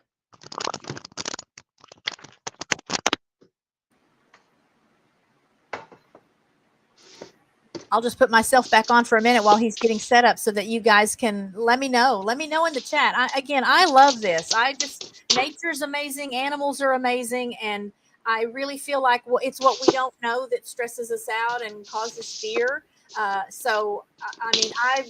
I loved seeing him interact with those brown recluses. They really get a bad rap, but they're not out to get us. So there's always going to be the possibility of that freak encounter that you don't realize they're in the bed and you roll over during the night and they react because they think you're trying to kill them.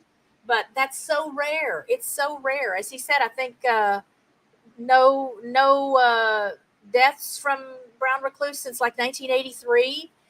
So, treatment obviously is important, but education is equally important. So I hope you guys are enjoying getting some education on some of the maybe less loved animals in the world. And again, I'm hoping he'll have that tailless whip scorpion to show us if he can dig him out.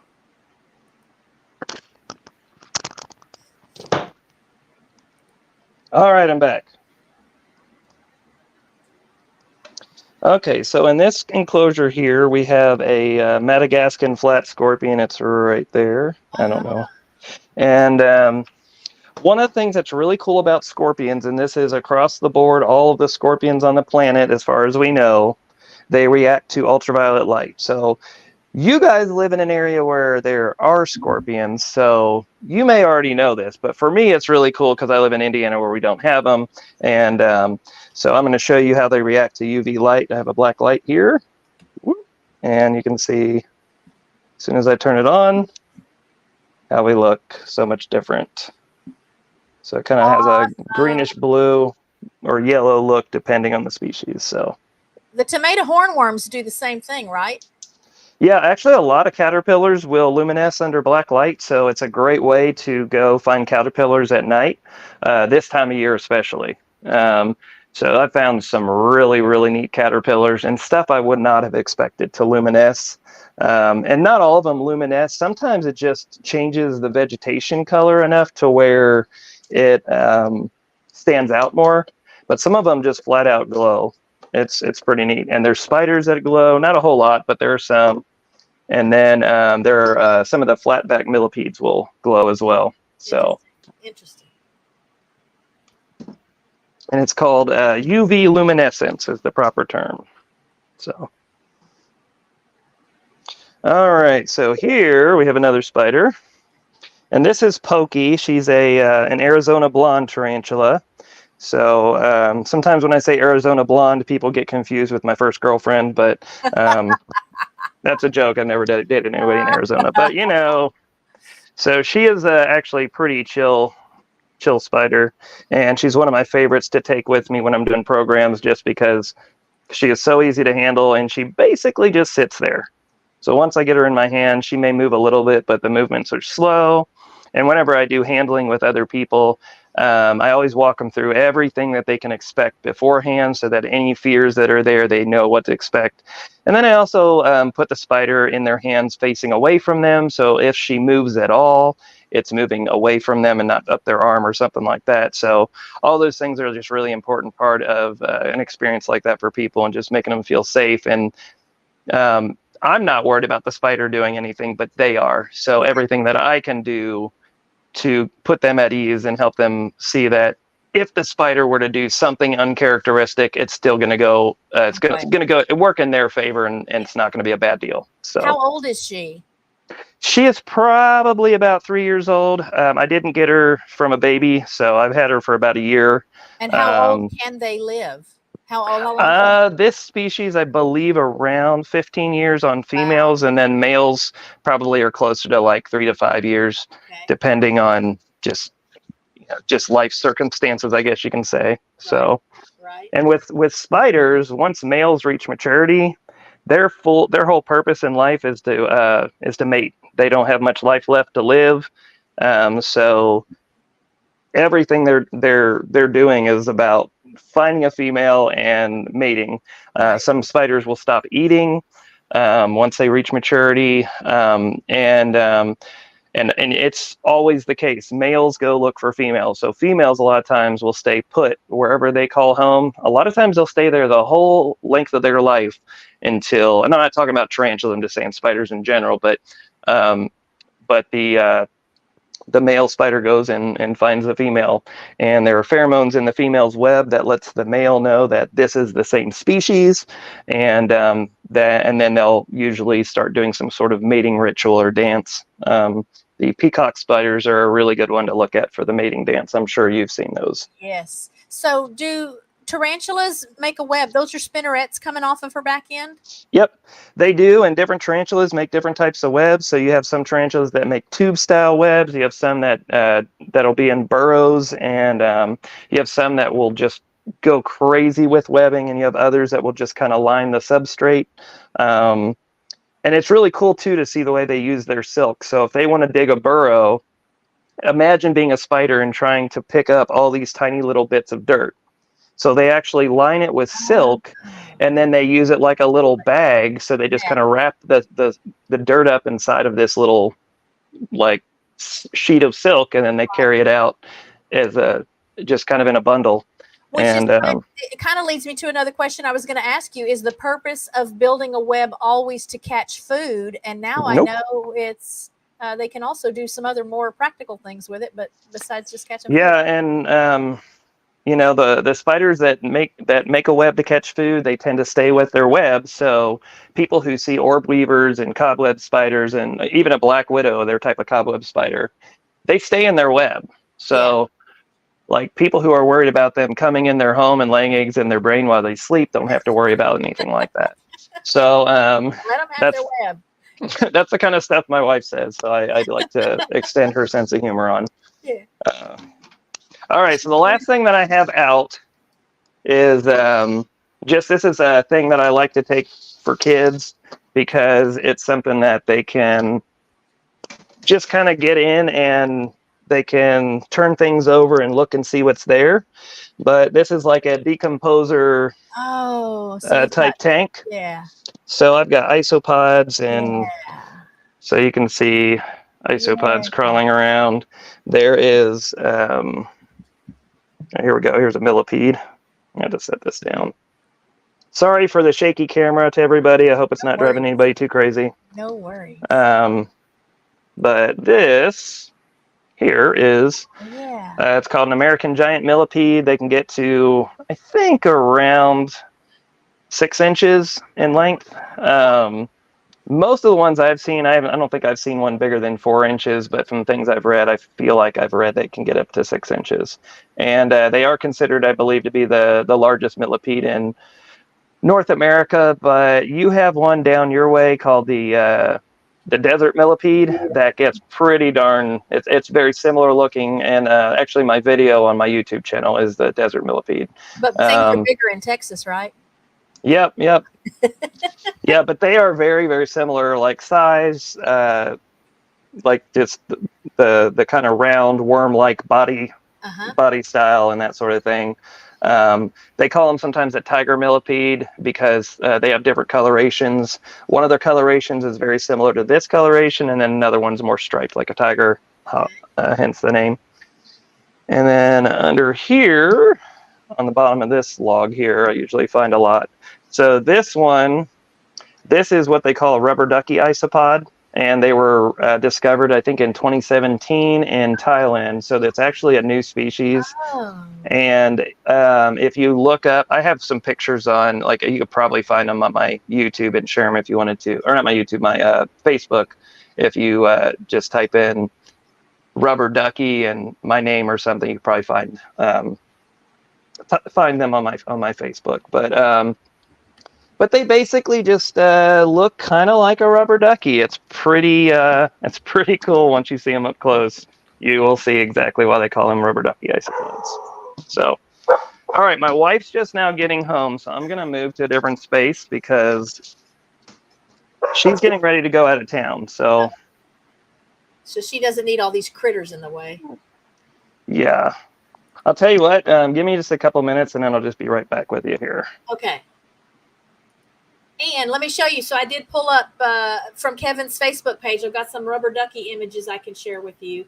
So here's one. And again, so he does a fantastic job at the photography even. I think he can capture almost the personality of some of these critters just because of the way they're photographed. But here's one of the images. It's the first one that came up when I ran this search at the All Bugs Go to Kevin Facebook page for rubber ducky. Just typed in the term rubber ducky.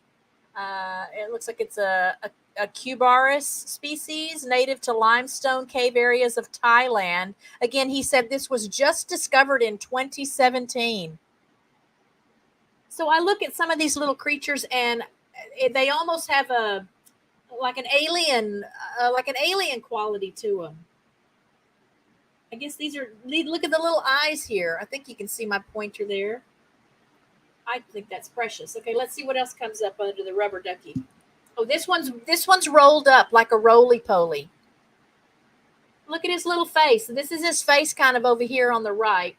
And then he's just got himself rolled up. I'm sure he was feeling kind of nervous for the picture. So he's in a little protective position there. And then this next picture, this person says, just saw these all clumped together, Atlanta, Georgia. We call them roly-polies growing up. Why are they feasting on what looks like poo or mud? Let's see if someone was able to answer that. These are Armadillidium vulgare, common pill bug, which I think a pill bug, that is what a lot of us grew up calling roly-polies.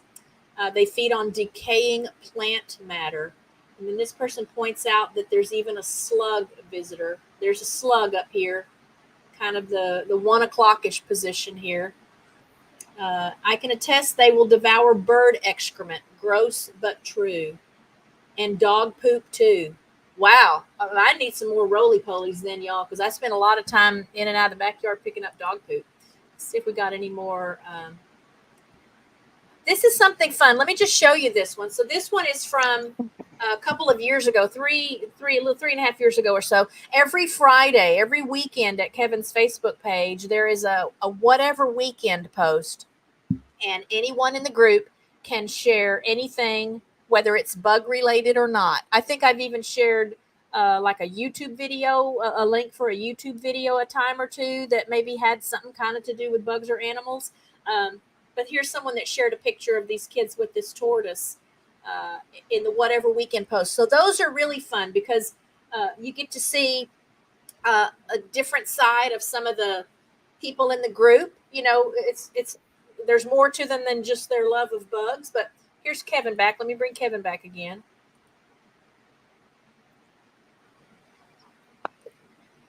Here I am. I'm outside with the dogs.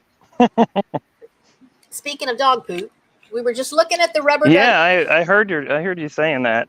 One of the things I actually do with customers when I'm doing pest control is it doesn't matter what their problem is. I always tell them what that animal does in the environment, why it's important.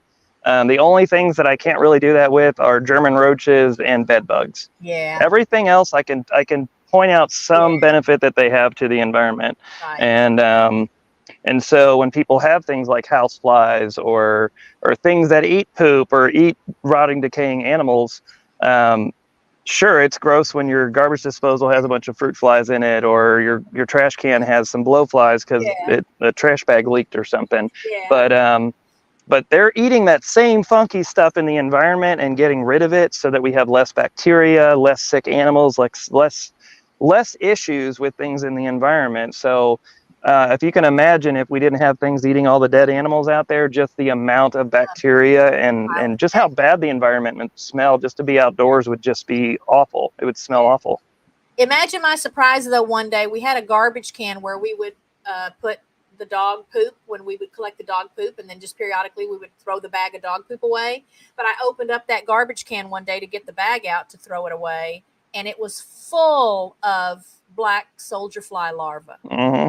Which is not necessarily bad because I was able to scoop some of those out and I threw them into the duck and goose yard because they go nuts for that kind of stuff. So, well, and they're great for compost piles and stuff. Like you want to see stuff like that in your compost piles, breaking stuff down. And I mean, because everything that insects poop out when they're decomposing things is nutrients for soil. So most of our soil is bug poop. If you really think about it, you know, just the many years of bugs doing what they do, there's a lot of bug poop that is making up our soil. Yeah. And without them, we'd be lost. I mean, we wouldn't have. I mean, there's plants that rely on the bugs and vice versa. And the more you start messing with that whole food web and just that reliance that they have on one another, just each link you remove from the chain, the more it just all starts to collapse. And so I can't encourage people enough just to get out there, look around and learn about what's going on around you. There's just very few things in the bug world that are going to harm you by just simply observing them. You don't have to pick it up. You don't have to do anything. Just watch and see what they're doing and take some time to get some photos and find out what they are and why they're there. And it's amazing what it'll do. My camera skills while I'm out here is not the best. Tell me what kind of dogs you have. Well, I have a, let me get the camera back on.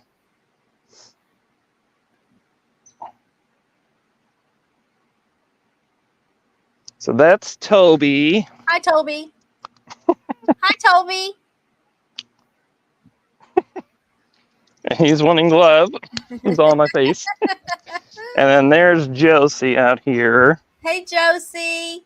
So she's about a year old. And she's a mess. My gosh. So you're just an animal lover in general too, really? I am. And I can say that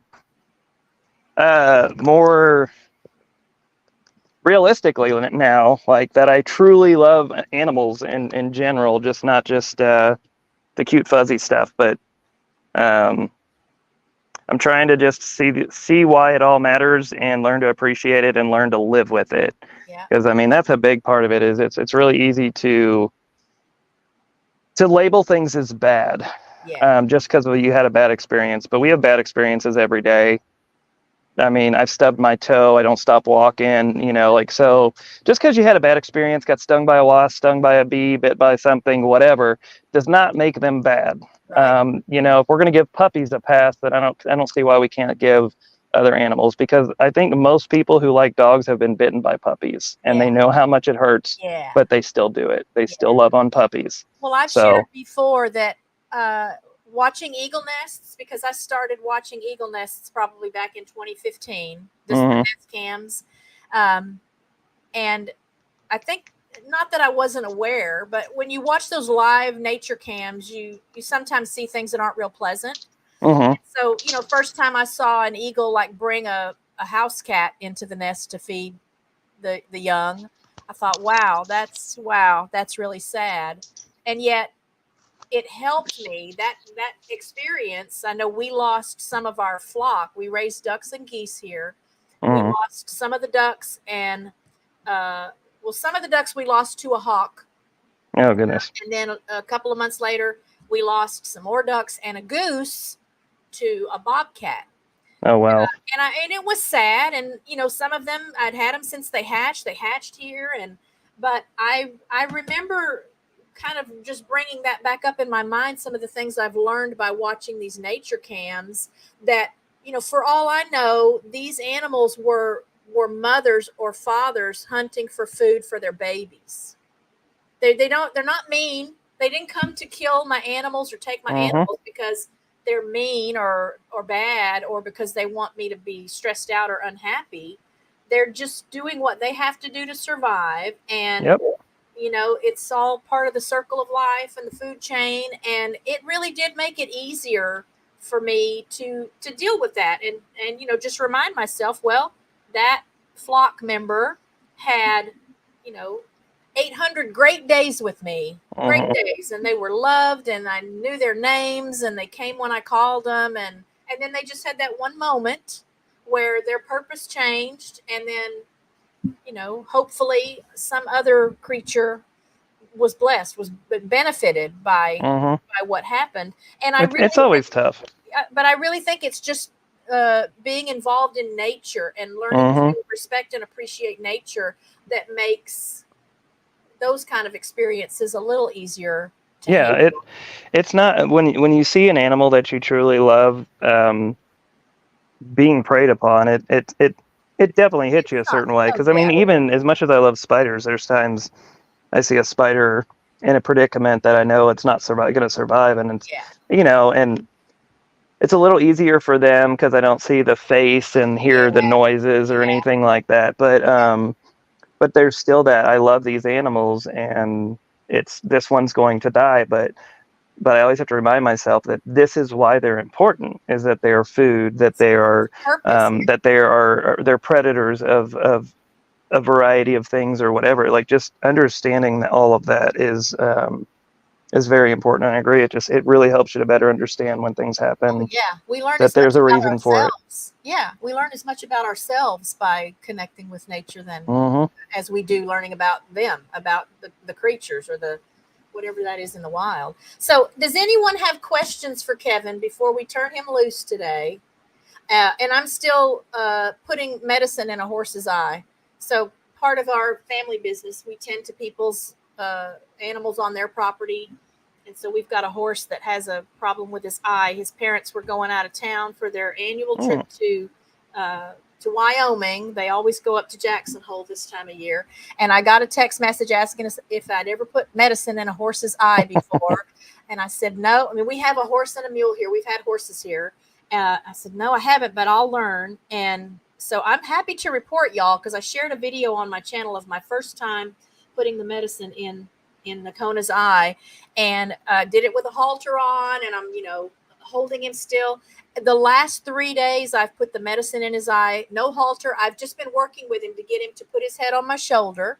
So he'll come and put his head on my shoulder, and I rub his neck and scratch his butt, and so he knows there's good things that are going to happen if he'll put his head on my shoulder. So now he puts his head on my shoulder with no lead rope, no halter, and I just reach up and get these drops in his eyes, and it just reminds me again of why I love animals so much, because they're just not out to get us, and they don't have hang-ups, and they don't have bad attitudes, and One of the things I love about arthropods is that I know what to expect with their behavior. With mammals, you don't. I mean, cats are vindictive, dogs are vindictive, so like they'll hold a grudge and remember stuff. Whereas like I can poke a spider and it not like it, and 2 seconds later poke it again, and it's not like it's not vengeful. Yep. So that's what their behavior is instinctive. So it's a lot easier to just observe and get a feeling for what they do, and then just kind of know next time you see one what to expect. And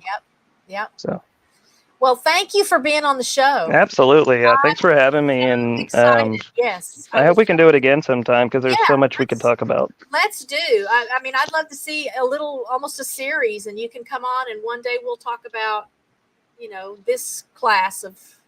Yeah, we can pick and just. Oh my gosh! Obviously, I'll talk about spiders all day, but but whatever topic, I'm happy to do it. It was just fun having the conversation, and I was really nervous about it, and you made it really easy. So. And I always share with people that they'll tell me either before a stream or afterward, oh my gosh, I just was so nervous, I didn't know. And then they say no. Then it was like we were just sitting in your living room and having a conversation.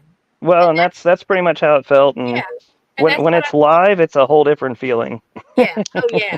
Well, you did great. This was great. Thank you for sharing some of your own personal arthropods with us. Oh, it's my pleasure. And again, I just want to encourage everyone to check out Kevin's Facebook page. All Bugs Go to Kevin, same name.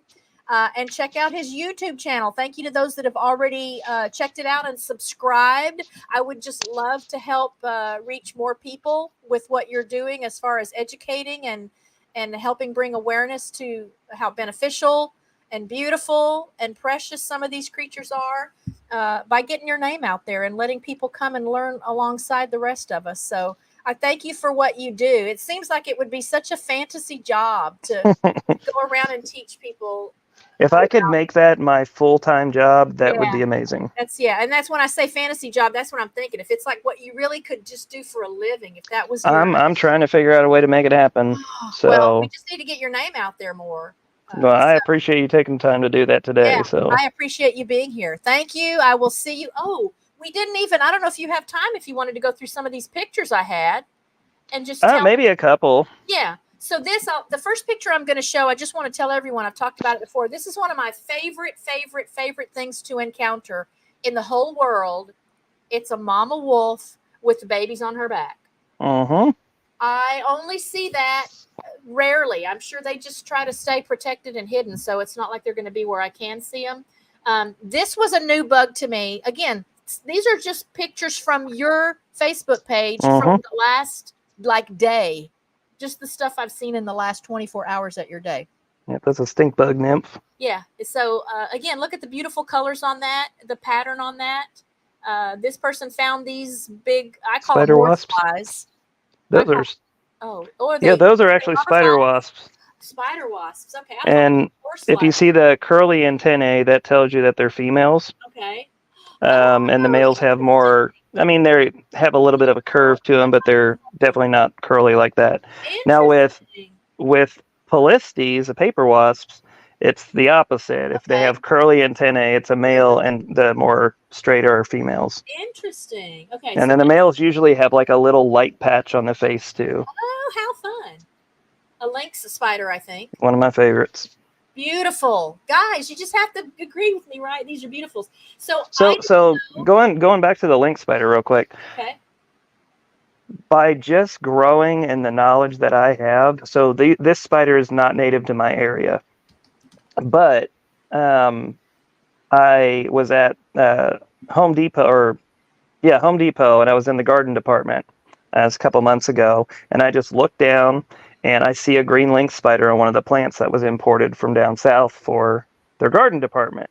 So I got really excited because, I mean, I knew what it was. I knew it wasn't it wasn't native to my area, so I'm immediately going to ask for help. Is there something I can put something in? And the guy's like, put something in? I'm like, okay, you're gonna think I'm weird, but it's a spider. And so I explained to him, the whole thing. He's like, well, I don't care what you do. I'm not a fan of spiders, though. I was like, we'll work on that in a minute. So then I went and I found a water bottle and then got the spider in there. And then I went and showed him the spider, and then he ended up joining All Bugs Go to Kevin. Oh, And I'm hoping that he's learned some stuff to where he feels a little bit differently now. But how exciting. but my wife was there, and so it was just nice to see. She's like, so what do you need me to do? I was like, just keep an eye on it. So she watched the spider while I found something to put it in. Oh, how And then it's a new state record. So my name's on a state record for a new species for the state. nice. So being more aware of these things, like you could actually get a state record in your state if you find something that nobody else has found before. It's Okay. pretty cool to have your name on a scientific document that says that you were a part of something. Oh, And well, I'm going to be hunting even harder now. I just wanted to share that. So I think most of us have grown up calling this creature Daddy Longlegs. And I did not know that Daddy Longlegs they're not spiders, right? correct. They're arachnids, just not spiders. Yeah. And I didn't know that. I always thought they were spiders. How do you say the name of this class, though? Opilionis is how I say it. I've never been corrected, so we'll go with it. Okay. And then let's do a couple more. Okay. So here's the beautiful Argiope. This looks a little different than the girl that we had on our back porch, but That's the banded art. oh Yeah. my gosh. So it's not a rancha, or are they? Yeah, this one is trifasciata. Okay. Gosh, they're just beautiful, y'all. And these can get really big. I mean, I guess all the Argiopes can get big. Yeah, these don't, at least around here, don't get near as big as the yellow one, but Okay. Yeah. This is a little jumper. A little pretty boy. one. Is this a little boy jumper? Looks like a boy. Yep. Is this what kind is this? Do you know? That one, I'm not sure. I'd definitely have to look. I'd have to know the location too. Yeah. Again, I just pulled the pictures. I didn't think to get the info. Oh, you're fine. You're fine. But again, is that just not beautiful? And then this, like, Pandora. I could see where you would even miss this if you weren't paying attention. If it's sitting on a leaf or in some foliage. I still haven't seen that one yet. Yeah. It seems like everybody I know has seen it except for me. I don't see a lot of moths here. But that's a Pandora Sphinx moth. This is a very gravid widow, right? I'm going to say probably. It may be a false widow, though. Santota? Oh, Yeah. okay. Potentially. Okay. Is that a front view? Looks like it. Yeah. So I don't see, there's like a band that typically goes along the front of the abdomen that I don't see, but it's not always visible. Okay. But I would lean more towards Latrodectus, but I'm not going to say, I wouldn't say definitively. The legs kind of look more Latrodectus to me. Okay. So my gut feeling is probably widow, but And I'm pretty sure in the post where I pulled the pictures, there were IDs made, but I just wanted to share the pictures. This one, is this a tomato hornworm? let me see. That is the tobacco. A tobacco worm. Okay. Yeah. So here's what I've learned. Like a quick little trick to remember is the tomato hornworm. Tomatoes are on a vine, and so there would be another white line connected to that horizontal line that would make it a V. Okay. Whereas these are individual lines, more like a cigarette. So tobacco hornworm. Okay. Interesting. Is this that looks like the one we just looked at. This is what you just showed us a minute ago. Okay, one of my favorite creatures of all time, praying mantis. Again, I have to pick these up anytime I find them. I just can't help myself. And they tend to readily get onto my hand. I've never had one act like it didn't want to get on my hand. I mean, I don't force it either, but I just sure like. They're really interactive. They're cool to watch. I don't remember what this is. I'm trying to remember which one it is, because it looks a lot like a. I'm drawing a blank. If you told me, the second you tell me, I'd be like, oh yeah, that's it. Yeah. No, again, you guys can go do some research. So you go back and watch the show after the stream is over and look at these pictures, or go to his page and find that picture, because again, I think the IDs were made in the posts. I think this is a cicada. Yep, absolutely. That's newly out of the old shell. Is that Yep. why it's that color? Okay. Yep, and that stage is called teneral. Teneral. Okay. Here's another wolf mama with the babies on her back. Those are babies, y'all. That looks like, I don't know, looks like hairs, or I don't know how to describe it. But the little bumps you see all over her back, that's her carrying her babies around. And it's wolf spiders are the main one that does it. There's another type of spider, but nothing I don't think it's anything we have in the U.S. But there's another type of spider that does carry babies. But and then scorpions carry babies on their back. Right. Yeah. Yep. I don't remember if that's a robber fly or. Looks like it. Yep. Yep. And that's a bee mimic. So. A jumper, y'all. Okay, so obviously the background or the set for this picture, it just enhances the absolute precious cuteness of that spider. You just cannot tell me, even if you don't like spiders, that you could look at that. Look at the expression on his face. I say that. This is a little girl, I think. Yes, it is. Yes, that's a girl. Look at the expression on her face. And this is what they're like when you interact with them. They're so curious. They're so aware. And the pedipalps, which look like short little hands up front, they'll clean themselves and move them up and down, and it just adds so much personality. I have a video on my YouTube of one of the jumping spiders cleaning themselves, and you get to see a lot of that kind of behavior. And then I've just got, this is one more picture, and then there's one after this. I can't tell what it is yet. Is this a roach of some kind? Yep, it is. I would say probably a wood roach, maybe an American cockroach. I can't see as well on this, but. Okay. And then this. That's so cool.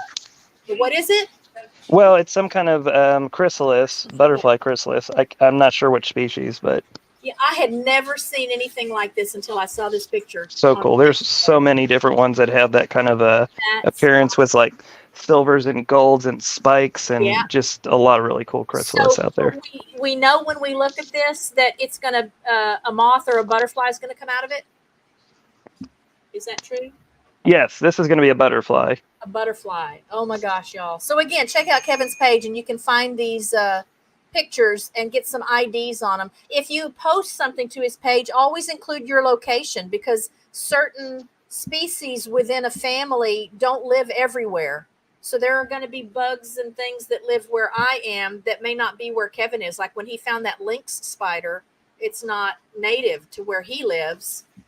So let's see. One more question is, hey, Kevin, I have a picture of a bug I just posted on my community page.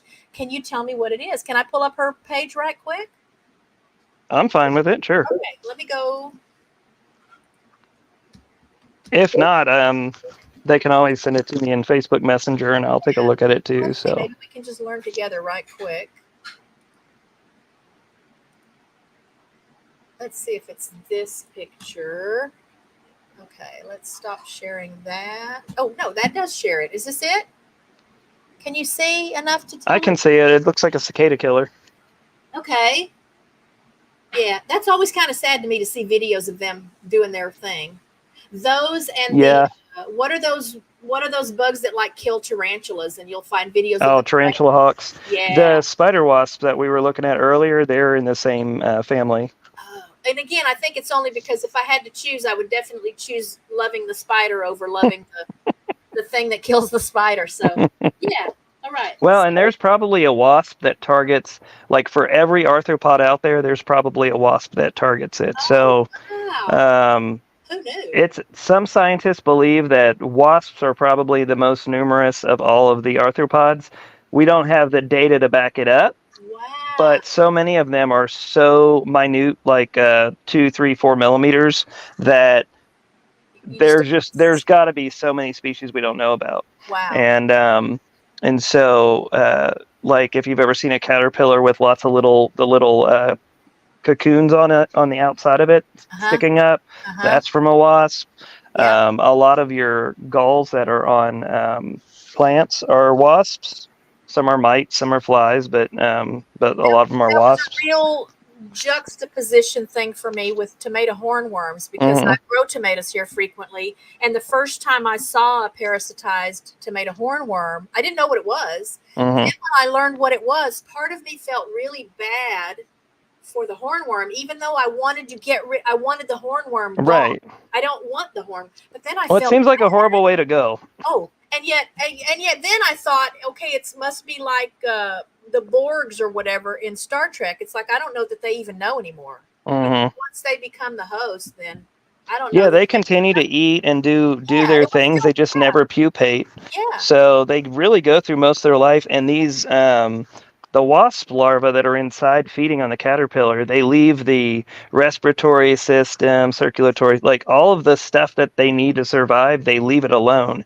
And it keeps them alive long enough so that they can get what they need to be able to pupate and become an adult. So it's pretty wild, like the way that they go about feeding, and that's the case with a lot of the parasitoid wasps, not just when they're eating the caterpillar, but regardless of what they eat, the wasp paralyzes it so they have a live food source, and then they just slowly eat it so it stays alive as long as possible.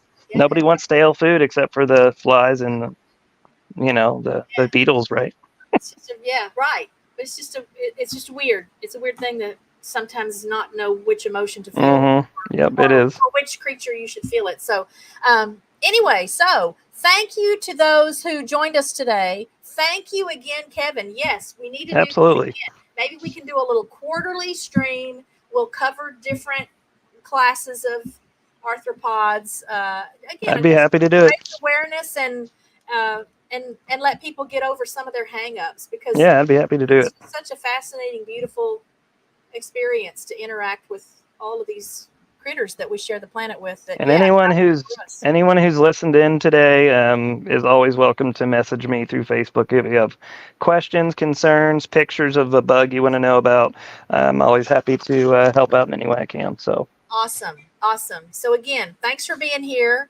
Have a good weekend. You do the same. The weather holds out for you, and I will see you at your page. All right, we'll see you. Thank you. You bet. Bye-bye. All right, guys, I hope you enjoyed that. This was such a treat for me. And obviously partly because I got to share time with someone who is maybe even more enthusiastic about bugs and things than I am. But I think they're fascinating.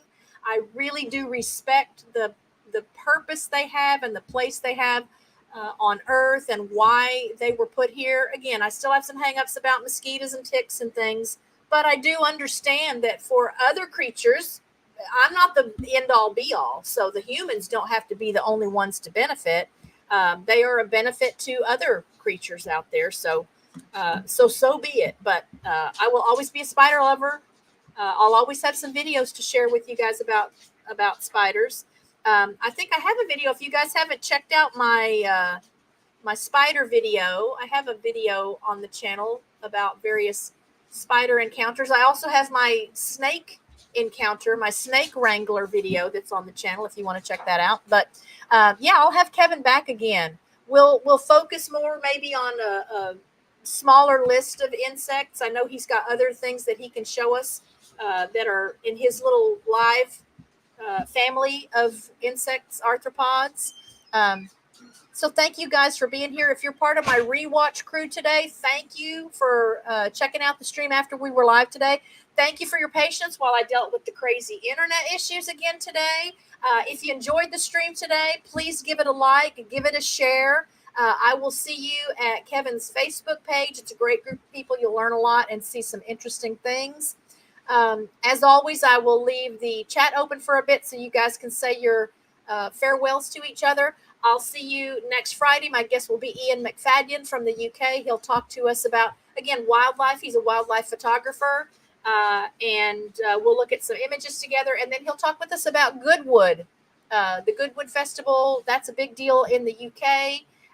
And I know we'll have a good time with him because he's a very interesting man and he's very easy to talk to.